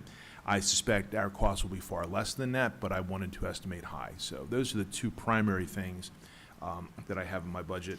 Everything else follows pretty much consistently under 1405-0201. My travel and training is pretty consistent. Money's there to allow me to attend some of these functions. The downside is that with scheduling and some of the challenges we face with, have not been able to attend as many of those as I would like. But nonetheless, we have left the money there in the event that I can attend either on my own or on behalf of a commissioner if necessary. So I believe that covers the two specific things that I asked for an increase. Take any questions. Jake? So when it comes to the Citizens Academy, which I agree is a fantastic idea, I'm admittedly not all too familiar with similar academies. Is that something that generally there is a rate charged to sit for? No, this would be it's my just free. desire to make this completely free, completely voluntary. Yes, so no rate charge Okay. whatsoever. It'd be all on us. Okay. Now, I'm sorry, there would be a cost internally in terms of staff. So I would have staff up here to speak 1 hour, or whatever's appropriate, and so any commissioners obviously would be invited to. So there would be an internal cost, but not any kind of external cost to the citizen. Right, that's what I was asking. Yeah. If, in order to take the course, you have to put forward $25, something like that. So Yes, sir. thank you. Mhm. Yeah, I think the academy's a good idea too. So is this, Eddie, would this just be open to the community at large, or you have to sign up? I mean, is it a walk-in, or you have to sign up because you don't have so many? I would prefer to have people sign up so we Okay. know, because if really nobody signs up, I mean, if nobody True. signs up, we wouldn't host it. We wouldn't host it, right? Okay, My that's a good experience with the academies, when I was at the sheriff's office, we had religiously 35 to 40 people attend. At the Department of Emergency Services, we would have anywhere from 8 to 12 attend. But we always ran them. As long as we had a body in the room, we always ran them. So this is our inaugural one. If I'd like to do a lot of preemptive social media to get the word out there. And then hopefully we'll get a body of people that will attend. And I misspoke earlier. I said 8 weeks, 8 sessions. I think 8 sessions is a little long. I'm still working on the hours, but at a minimum, there would probably be 4, possibly 5. It depends on how we can break up the syllabus for those Right. 4 weeks and cover all the relevant topics. And maybe depending on the interest, maybe throw something out to the high school. Absolutely, oh, absolutely, I for mean, sure. you know. Yep, absolutely. We would High turn, schools and there stuff is no age restriction on this. We, in our previous class, Sheriff's Office Citizens Police Academy, there was, but with DES and others, there was no, we preferred them to be 15, but I can make it any age, really. There's no Well, I was restriction. just thinking maybe part of their curriculum or For sure. something like that. but, you know, Absolutely. For civics and stuff like that, that Mhm. maybe we get something Well, for that. and the Eagle Scouts have a leadership in the community merit badge that's required as well. True. This could very well go towards helping them achieve that Eagle badge as well. Yep, Merit sounds like a badge good holder. idea. Thank you. Yeah, I think, I join in that. I think it's a fantastic idea, and you mentioned it to me. We did. And before, as well, it's just a great way to help people sort out the different layers of government. And, you know, I have friends that say, hey, how could have you moved into the town of Bel Air, you know, with these higher real estate taxes? I'm like, the benefits Yes. of living in this town for quality of life and things just far exceed the addition of my real estate taxes. And it would shock, you know, my friends outside of Bel Air, you know, about that. Just simple things about, you know, what we do in this town and how it all works together, I think is, anything we can do to help give an opportunity for people to understand the interrelationship between the local, county, and state levels, particularly, of course, federal, but, you know, is so important. On the Narva matter, I just wanted to ask this, Sure. I probably should have asked this during that wonderful presentation, Mhm. but, do the other municipalities in Harford County have sister cities? Havre de Grace does, Aberdeen does not. My understanding from working with the MEEC is that Havre de Grace, while they have one, it's probably not as robust as it was when it started. Ours is apparently a little more robust, and MEEC has focused on us because we've been more of a leader, and that's not a dig at Havre de Grace by any stretch. Sure. It's just that MEEC has recognized our participation has been a little greater than other municipalities. But yes, Havre de Grace, yes, Aberdeen, no. Yeah, well, so that's really fantastic, this idea, this thing coming together in September with the ambassador. That's big. I mean, you know, that's really, congratulations on that, and it's you know, so I was just wondering, you know, if the other municipality, Havre de Grace, would come up and want to engage in that as well. And the education already, the education I've received from just that presentation and chatting about it is been really good. I mean, I've figured out where the Narva River is, and I look at my atlas once in a while in the evening when I'm trying to get my mind off of, you know, the internet or the, you know, the smartphone. And so, you know, I fully support that.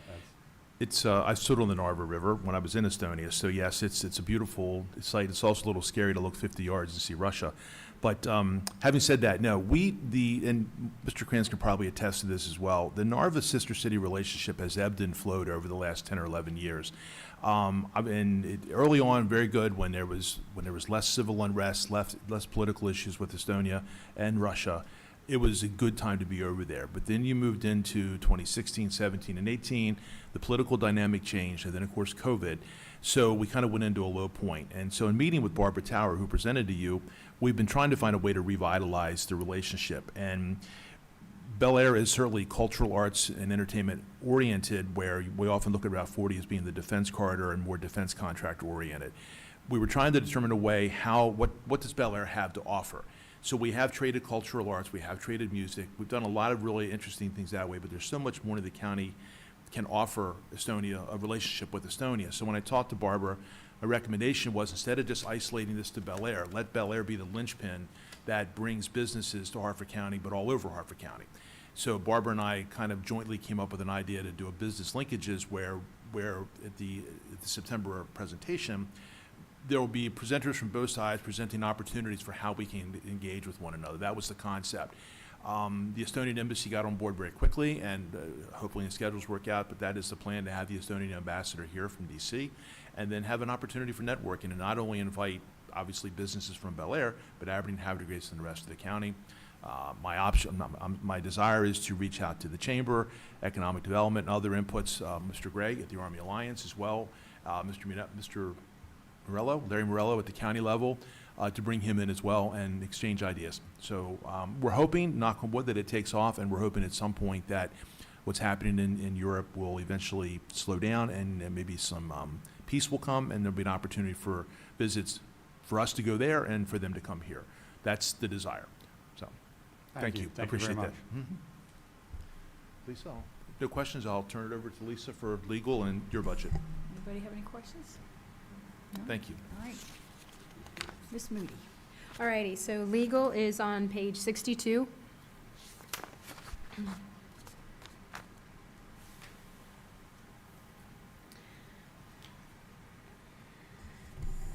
There's really only two accounts in this budget. But the 10300, the legal counsel services, you will see an increase from $72,500 to $135,000 in this budget. That is what we're recommending. This was a tough budget to try to estimate. The hourly rate has not changed. However, it's the, additional review and work that our legal counsel is doing. We've seen it in fiscal year '23. We're seeing it in fiscal year '24 mainly. So we just didn't want to be caught short like we've been caught short in fiscal year '24. So Eddie and I talked about this quite a bit. And really what we did is when we looked at what we've spent so far this year, we've kind of backed out some of the lawsuits that are taking additional cost and time, of course. So we feel that the budget that we're presenting you all things being equal, should be a sufficient amount of money. Lisa, may I? Of course. Madam Chair, if I may, too. You and I certainly came from a county background, and as departments, we always had a counsel from the county available to us. When I came on board last year, Lisa and I had, as she said, very extensive discussions. We're just finding issues. The current circuit, or the current court cases notwithstanding, we're just finding so many issues are complex. They require so much more review. The contracts alone, even simple contracts that Lisa would have reviewed before, and again, no disrespect to Lisa, they're very time consuming, as you can imagine, reviewing them in your past career. So my desire was to have Liz, understanding the budget, my desire was to have Liz be as open and available to my staff as possible, because we just wanted the legalities covered. So that in and of itself has increased our budget, but it's become extremely necessary. She has the contract experience, she has the MOU experience, everything that she needs that just is so time consuming for us. It's just easier to have her dot the i's, cross the t's. So in that regard, the budget did increase, the other cases notwithstanding. Even without the other cases, I know, I said earlier, I was glad to hear that Ms. Thompson had reviewed the contract. Yes. Because those contracts can be very lengthy and detailed, and it is really something that we should have our attorney take a look at. I remember there was one that was putting the onus on us if equipment, construction equipment was damaged. And that's, I don't think we meant to take on that Right. risk. At any rate, I'm very happy to have an attorney actually take a look at all these contracts. We are talking a lot of money on many of these, and it behooves us to, not be penny wise and pound foolish. Right. So I'm glad to see she's reviewing And even this. to the extent with the Police Accountability Board, the issues that she's helped us out with, complaints against the officers where she has filed paperwork on our behalf, it just navigates a pathway that we just don't have the bandwidth or the skills to handle. I've actually mentioned a couple of times to people that I think it's tough these days to just live life without being an attorney, because you run into legal issues in your personal life, where with your health insurance, with your car insurance, with contracts with contractors, and certainly the town has got to protect itself by making sure that whatever contracts we enter into Yes, ma'am. are favorable to us. Thank you, Lisa. Of course. And the majority of that $135,000 is Stark and Keenan. There is a very small piece of that where we use Karpinski's office for certain police matters. Michael uses his office too, but not as often as the police department, but again, just a very small sliver of that 135,000.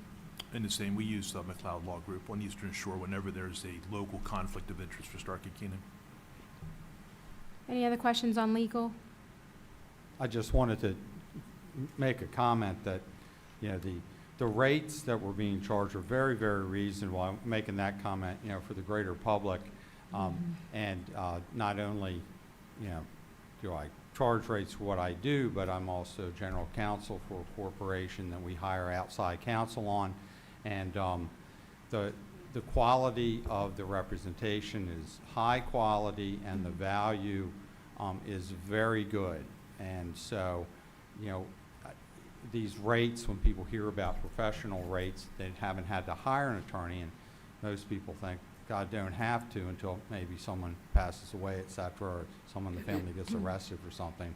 They normally don't have experience with the professional rate. So I just wanted to add my endorsement for what that's worth to the reasonableness of these rates and the generosity of the rate reduction on police department matters. So it's an excellent job on the presentation of this budget, and I think that we can't hope to do better.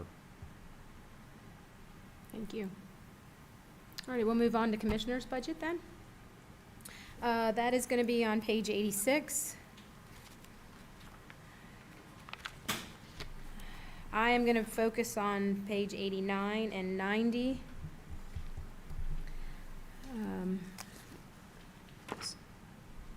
So really, within the operating expenses of your budget, travel is going to be the largest piece of that at $14,660. Anywhere from our Cecil Harford MML chapter dues up to the MML summer conference, and everything really in between. So dues are in here for the Maryland Mayors, the Harford County Chamber, the Cecil Harford MML, like I mentioned. The MML Cecil Harford chapter quarterly dinners are located in here.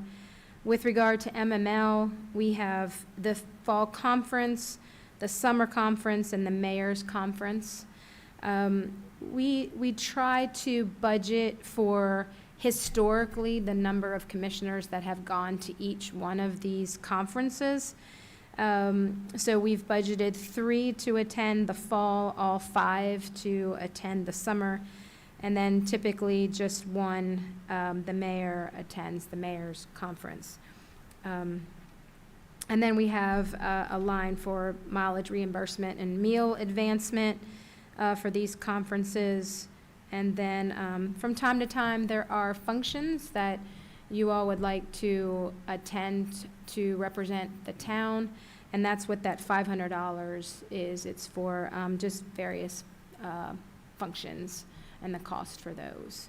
So any questions or concerns with the travel? Okay. The advertising line item is $1,500 basically. That is, it is an increase from the budget in '24, but it is pretty well on par with the last 2 fiscal years, '22 and '23. Of note, though, is that in we're figuring that in '25 we will not have to do a constant yield tax rate.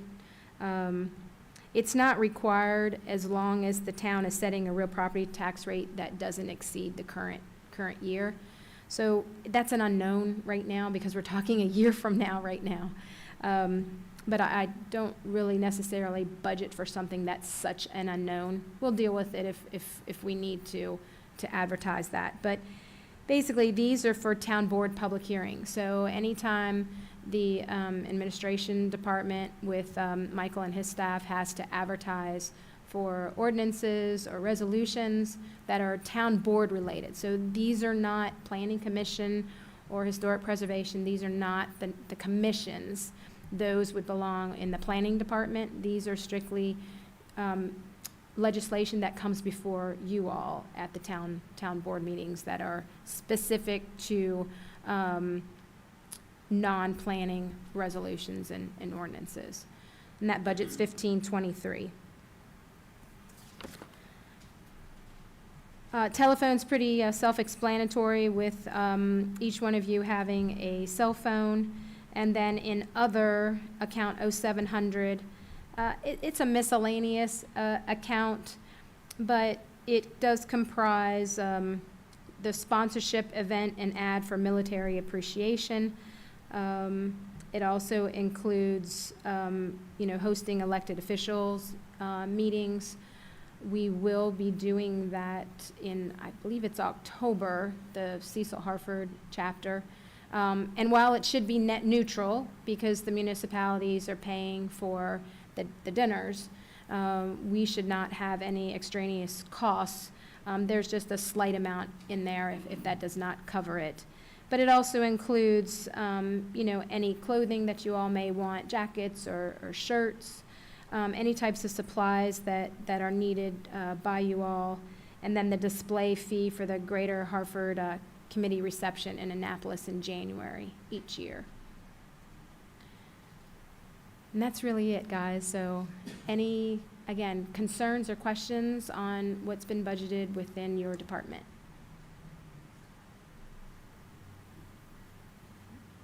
Oh, good? Good. Okay. All right. All right. No, it's not. We'll move on then to the public relations budget. We're going to be on page 103. Dave has prepared some comments on his budget. As the majority of the departments has, he will be focusing on his operating budget, not the salary and benefits. So I'll go ahead and turn it over to David, and he'll let you know about what he has in his budget. I think you need to speak up just a little bit. Yeah. Is that better? Okay. All right. Okay, so thank you, everyone. So one of the big, like Lisa was saying, I'm going to focus on the expenses part of the Public Relations Department. And if you actually, at the beginning of the budget, page 3, expenses for this year are $24,254. Next year, we're proposing about a little over 8,700 in expenses. That's mainly because we don't have the, most of the money being spent on the Bel Air 150 is being spent in this fiscal year. And we have, as you know, we've been through the majority of the events.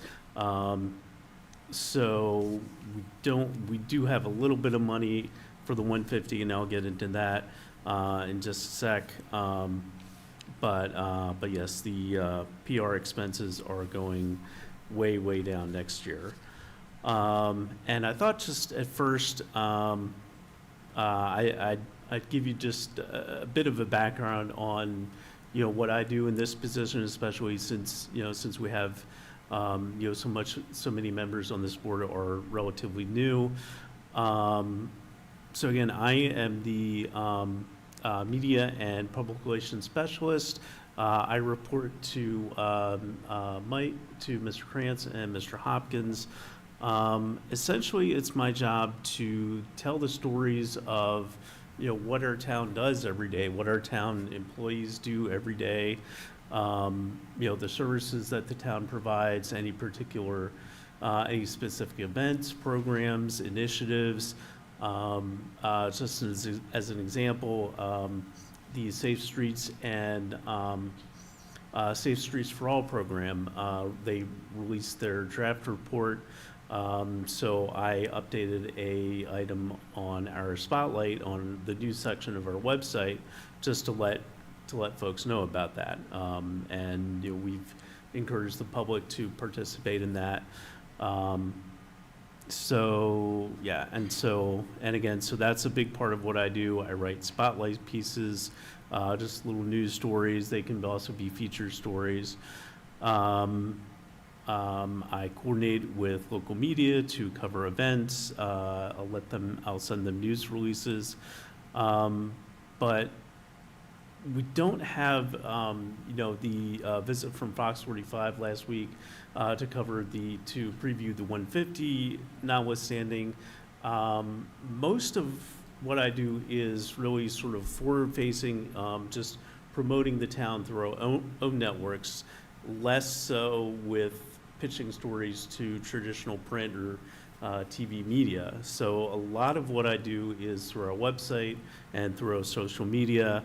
I will go out to events. Or if town employees are doing something, example of that, when we were doing sidewalk repairs up by the Hickory parking garage, I went out and took pictures and then made a big Facebook post from that, just to let people know, this is what we do. This is something that our typical day for our public works employees, and this is what goes into, repairing the sidewalks and keeping the town a walkable place. So again, I just about pretty much each day, or maybe every couple days, I'm posting something on our Facebook and Instagram channels. Again, just getting the word out about what the town does and the services that we provide. I also have access to the police department Facebook page, so if there's something public safety related, I'll post it there, and vice versa. If they post something about, an event and that might require a street closure, I'll share it on the town's page. I also represent the town on a couple local boards for the Hartford TV, Hartford Cable Network. I also was part of the Independence Day Commission last year as we were planning the July 4th events. I also do a little bit of advertising. I recently purchased a Facebook ad to promote the April events for the 150. And that is proven to be very useful. Just a couple of figures. The one that I just posted in April, that reached 8,760 Facebook accounts, including 206 accounts out in Pennsylvania, all for a cost of $49.51. So that's a very good return on investment. A little bit about our social media pages. Currently, we have 7,800 subscribers to our Facebook page, 2,940 on Instagram, and that pretty much each day, as long as we keep actively posting, we're getting a handful of new subscribers each time. It could be, 3, 4, 5 people, but every person counts. And then a couple things I'd like to do for FY25. Mike and I have been discussing bringing back the Bel Air Bond newsletter, which production of that ceased back in early 2020 just with the pandemic, but it was popular when it was available.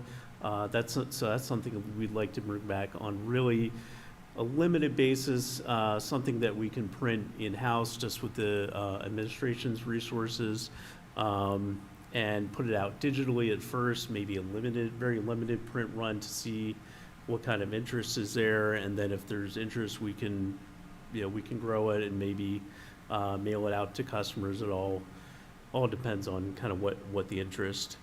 The other thing is exploring more advertising opportunities. If you look at, let's see, so it's page 108 under the Marketing and Public Relations 315 tab.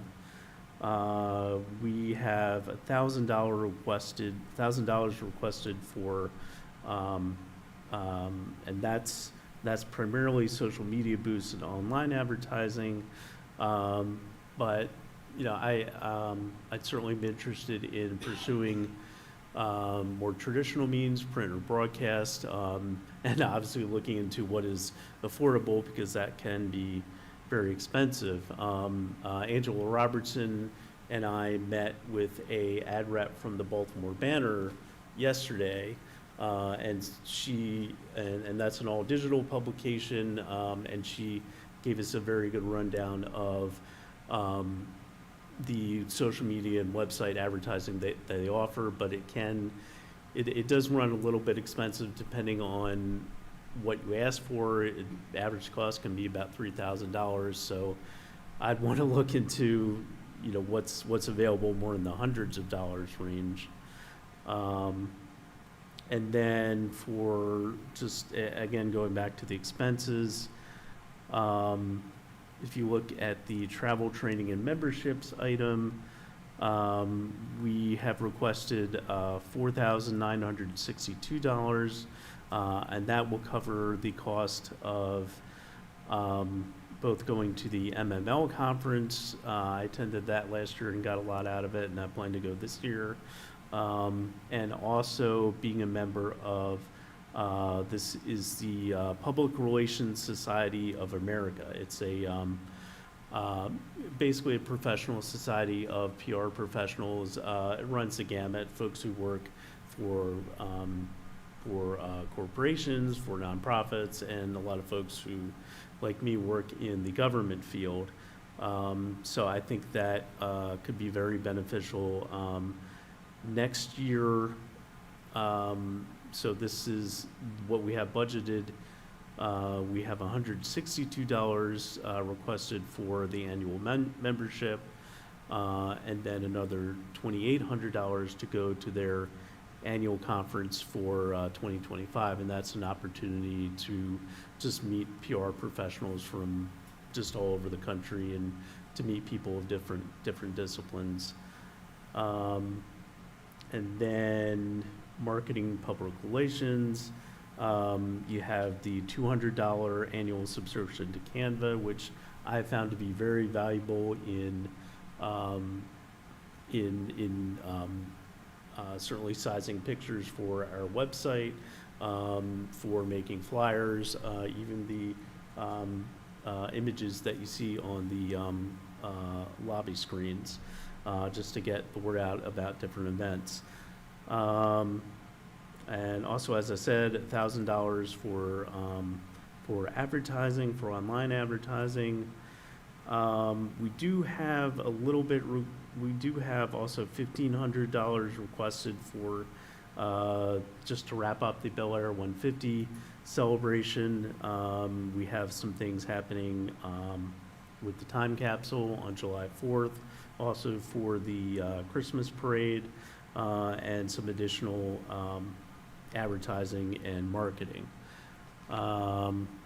So that's really it on the expenses side, and everything else we have listed here is just for salaries, benefits, telephone bill, supplies. So that's all I have. If there's any questions.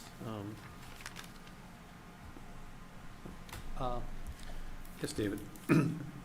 I kind of like the idea of bringing the bond back for like an issue or something, to really stress and let people know about what's online, okay? And, you know, we're redesigning the website now, okay? And with you coming online with all the new articles and stuff and the things that you're putting out, people may not know to come to our website for that kind of stuff. So I'm thinking if that was 20 grand for a quarterly for 4, then can we find like 5 grand to do something like that?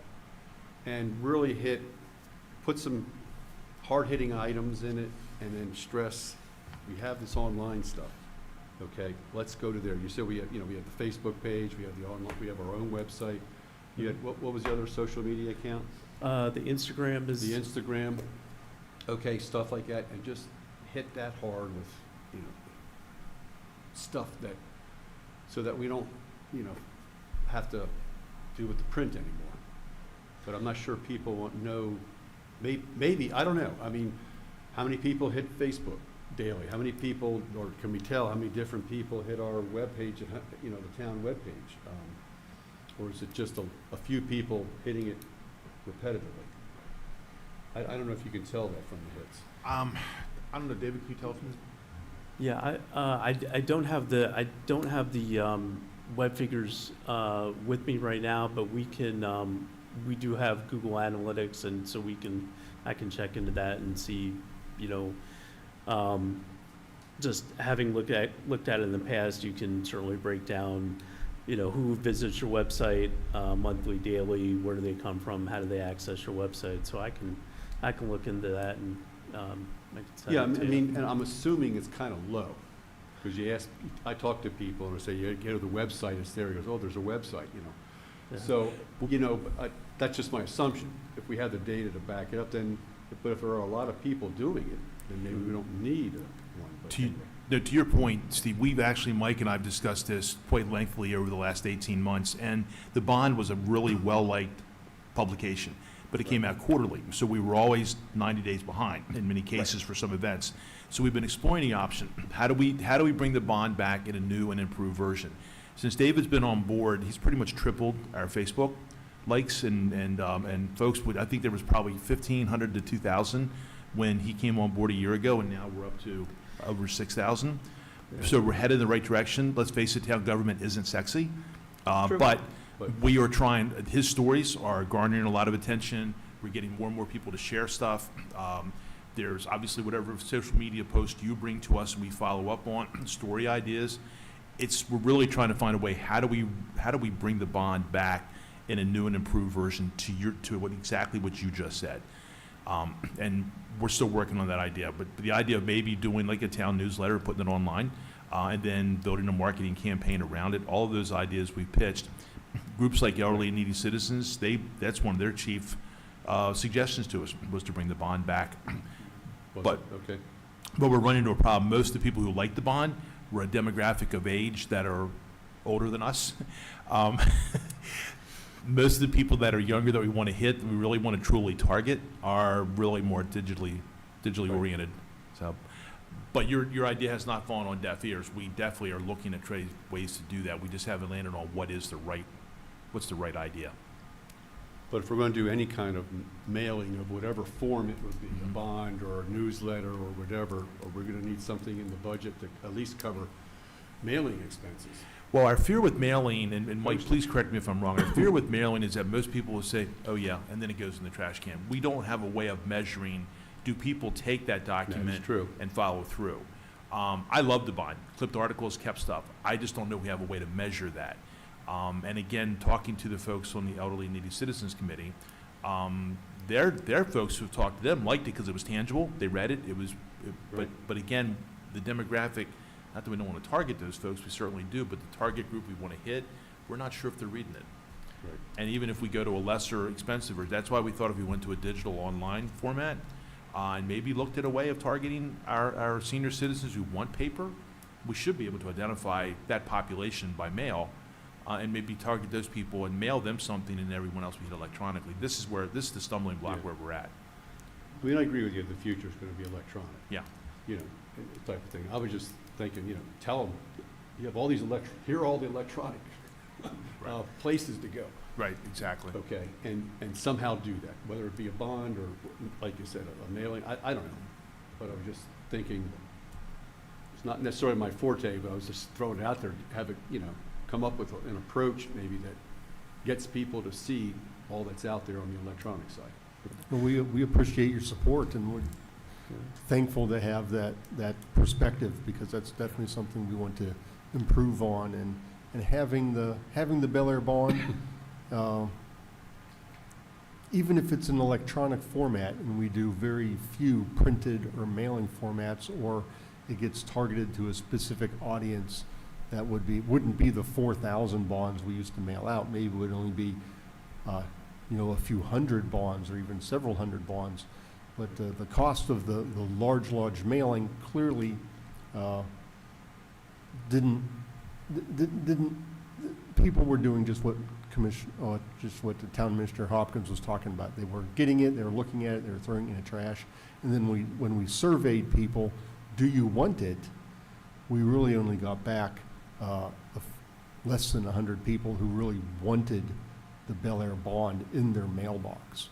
And that's why we went to an online platform. And unfortunately, we had some transition and some turnover in our public relations staff. And now that Dave has been here, he's been a exceptionally prolific writer, which lends itself to perhaps bringing back the Bel Air bond, albeit electronically, and then we could print that electronic version of it and mail it to those people who definitely want it.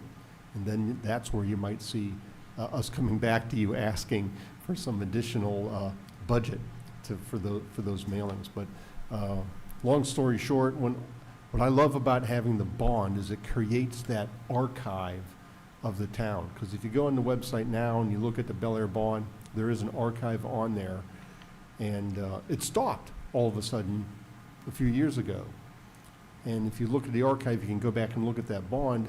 Even though it was only quarterly, you can look at all the things that were happening. It's kind of a history of the town without having a on-staff historian.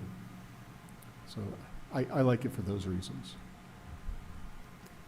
David, are you looking at account analytics, through the Meta account suite, just beyond things like followers and stuff like that?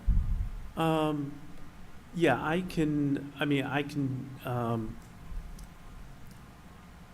certainly check. I do look at our profile page, and it'll tell me right away you have X number of followers. I can double check and see sort of, does Meta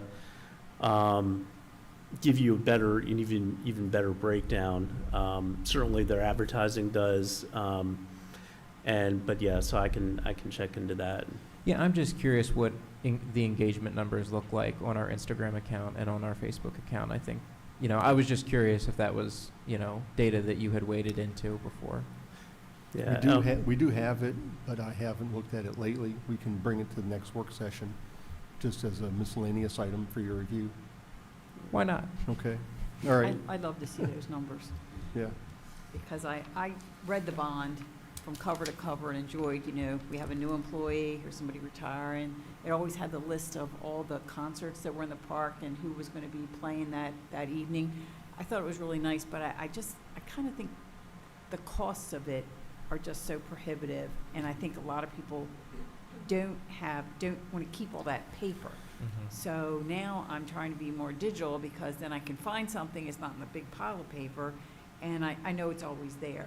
So I think I'm not sure if Haverty Race or Aberdeen, I think one of them actually sends an emailed newsletter to their folks, so we could do that and, email it to whoever cared to give us their email address. And then I do appreciate that there are some people who just aren't digital and aren't ever going to be.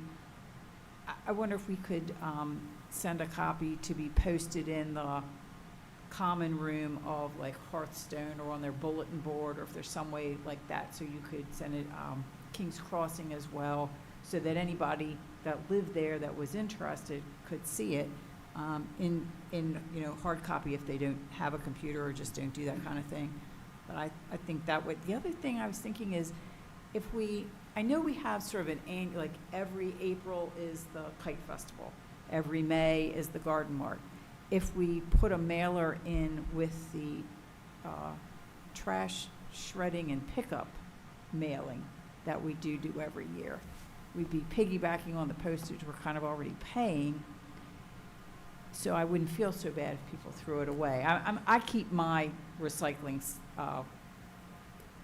calendar in the drawer, so I can always check to see like when the truck is coming and the leaves and all that.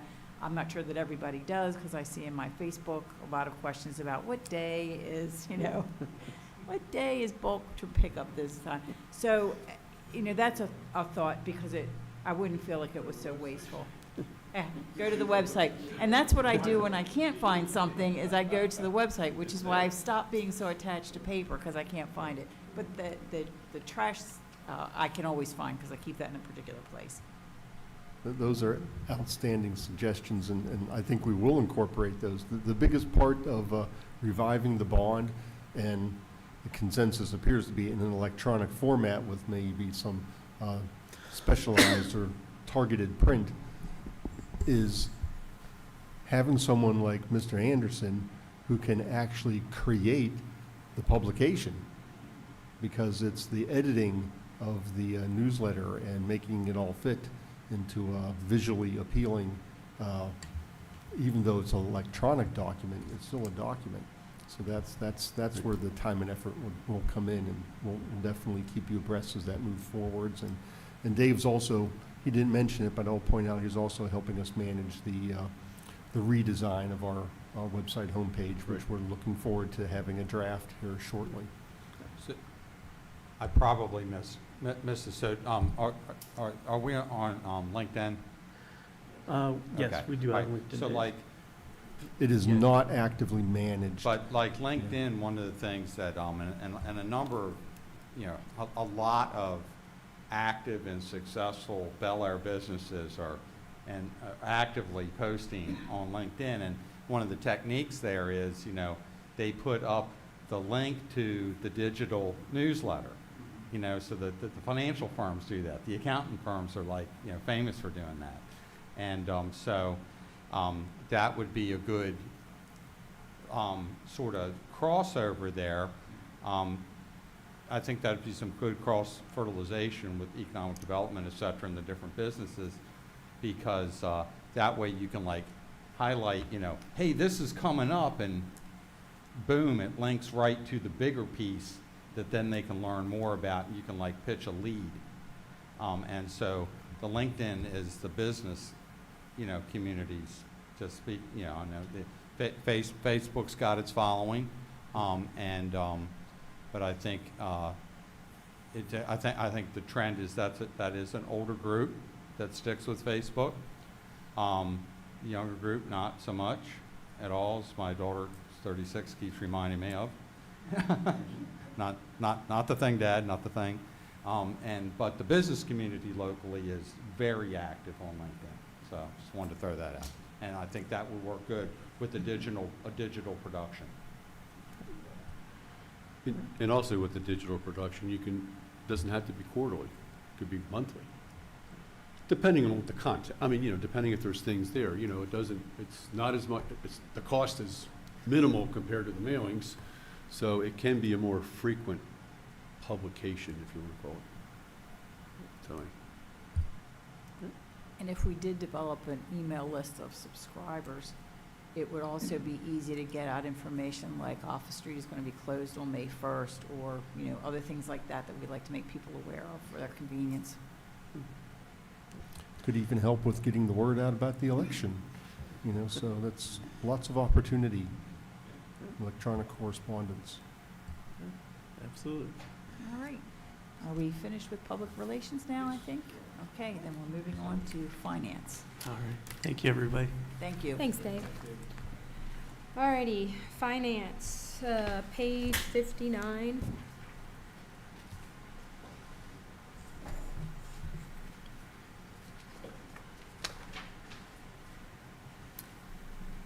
So like Michael mentioned in his budget, his total costs of his operations, excluding the salaries and benefits for finance, that's about $57,000. And as you'll see when we go through these, the at least half of that is for an audit, a pension valuation, and an OPEB valuation. So there's really a lot going on in this budget. But on page 59 is our travel, training, and memberships at the bottom of the page. The budget request is $5,457. The majority of this is Pam, my deputy director, and myself. We are both CPAs, so we're required to keep up with our continuing education. So we do that through various training, whether it be online or in person. We are members of multiple memberships with all surrounded with accounting, whether it be governmental accounting or like the AICPA, that's the American Institute of CPAs. GFOA is the Government Finance Officers Association. MACPA is the Maryland Association of CPAs. And then there's the MD GFOA, which is the Maryland branch of GFOA. And then we have to renew our licenses every 2 years. Ours run in the same fiscal year, so both of our licenses are up for renewal in fiscal year +25. Publications and training on the other side, like I mentioned, various trainings to keep up with our CPE education, as well as some publications that are vital to keeping us current with different GASB or Governmental Accounting Standard Board regulations and new standards that come to fruition. We also have a line in there for various departmental training. This is not necessarily Pam and myself. This is the rest of my staff. It is important for them to keep current, or at least to provide them education for their specific job duties. So I have, within the department, there is a full-time accounting clerk, Becky, who just started about 3 weeks ago. I don't know if you all have had the chance to meet her yet, but she's doing very well. Very happy to have her. Amy is our accounts receivable accountant. Jen is our accounts payable accountant. Pam, of course, is the deputy director. And then our new part-time procurement officer starts tomorrow. Right, Michael? Tomorrow he starts, right? May 1st. Confirmed today, yes. Great. Yes, again can't today, wait. yes. So, everyone has a vital piece within the department, and it's important to make sure that anything new or anything that's going to keep them growing within their job duties is important. So that's what that $500 does. And then mileage, about $650, that's for the entire staff.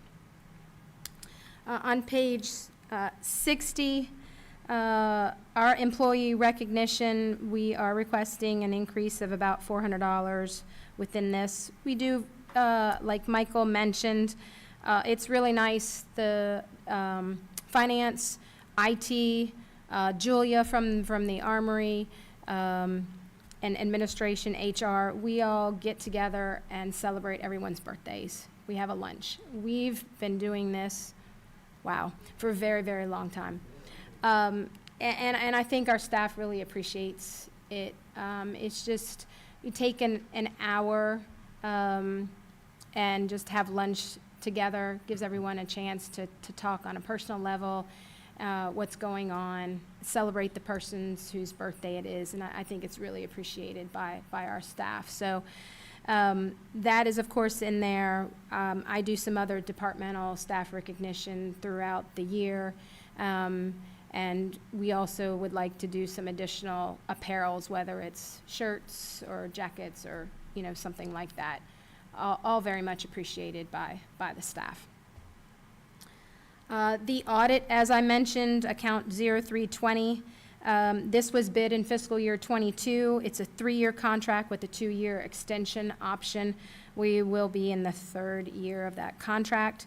A very modest increase from the previous year for a total of $22,234. The next account, 0325, is required by GASB. They are statements 67 and 68, which are required pension valuations. So these are different from the actuarial valuations for funding.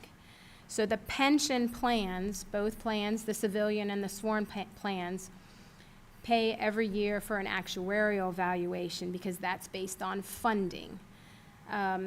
GASB came along and decided that you needed to do a separate valuation for accounting purposes. So we actually have 2 valuations done.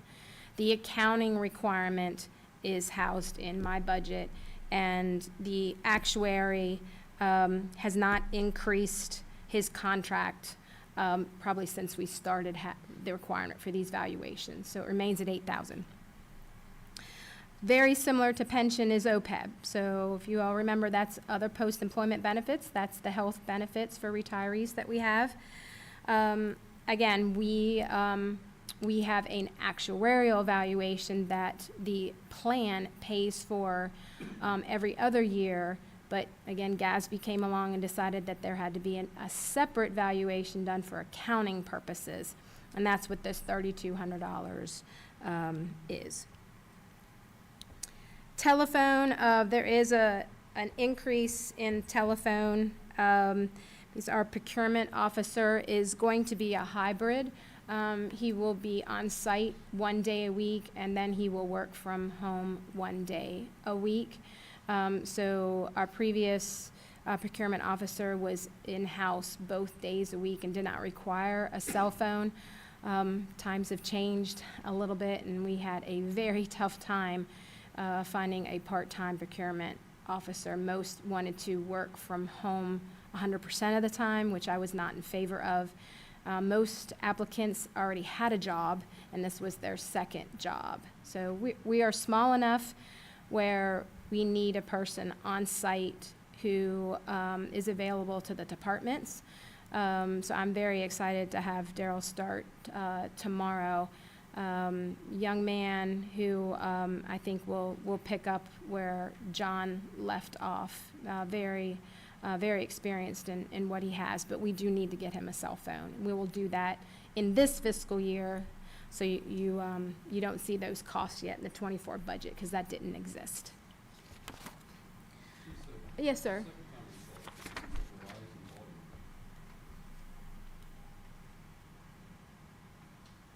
That's for our landline. That's for our that's not cell phones, that's for Right. we pay That's just VoIP? I'm sorry. That's his voice over IP line? Yes. So, actually, Michael has it in his budget and I have it in mine, and Yeah, I the thought I two saw of us somewhere else, yeah. pay for a Baltimore line, so long distance. And then the other, you will see it in the Verizon piece of it is in multiple budgets. It's probably just not spelled out like I have it spelled out here. But it has come down greatly in cost since we have the same phone system as Harford County. We piggyback basically on their phone system. So the costs have been reduced enormously since we did that. Okay. No, it's just, I still have a landline at home. I know it doesn't cost that much, and it's nationwide. But anyway, so I was just wondering. All right, page 61. Supplies are pretty self-explanatory. We're talking finance, so we go through a lot of envelopes and a lot of paper, as well as our billing paper, our check stock, accounts payable, so that's really what makes up that line item of almost $3,000. And then the processing fees, this is the cost to outsource the printing and mailing of our annual real estate tax bills, which we've been doing for a number of years. It works very well, but the cost is $4,000, and that includes everything. That's postage, that's envelopes, that's printing and processing, the stuffing, the mailing, everything. And that's all I have for finance, unless you all have anything else. Okay. All I have to say is I don't know how you do this. I really don't. So thank you so very much. Oh, you're Thank very you. welcome. Thank you. All right, so that completes all of the budget departments that were on the agenda for this evening. What we're passing out right now is the outstanding budget list.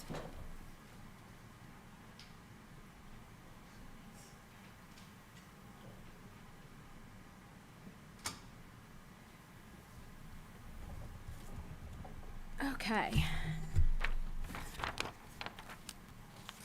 So from the last budget session, we added 3, 4, and 5 I do not have the answer for 3 yet. I need to follow up with Kevin, which I will do. 4, we'll work through as we work through, any other budget amendments. 5, as I mentioned, has always gone on here, because it's the cost of living.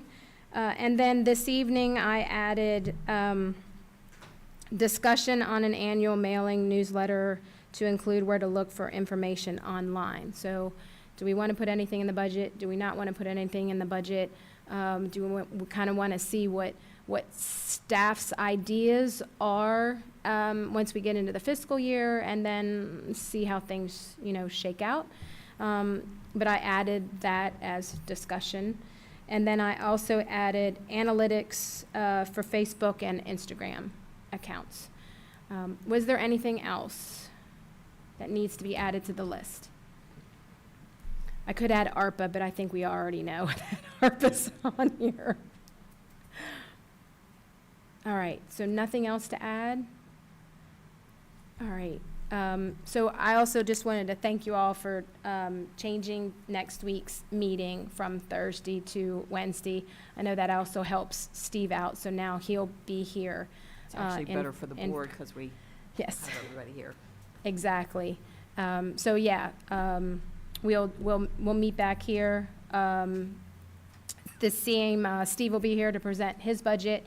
I haven't heard back from our 2 outside organizations to make sure that they can make the shift. If they can't, we'll figure something out. But we're moving forward with the Wednesday, May 8th. We've got Boys and Girls Club and Bel Air Rec Committee next week. Yep. Okay. That's all I have this evening. All right. Any further discussion amongst the board? No? Everybody's at tilt for the night, huh? We're just done. All right. In that case, do I have we have reached the end of the agenda. Do I have a motion to adjourn? So moved. Do I have a second? Second. All in favor? Aye. We are adjourned.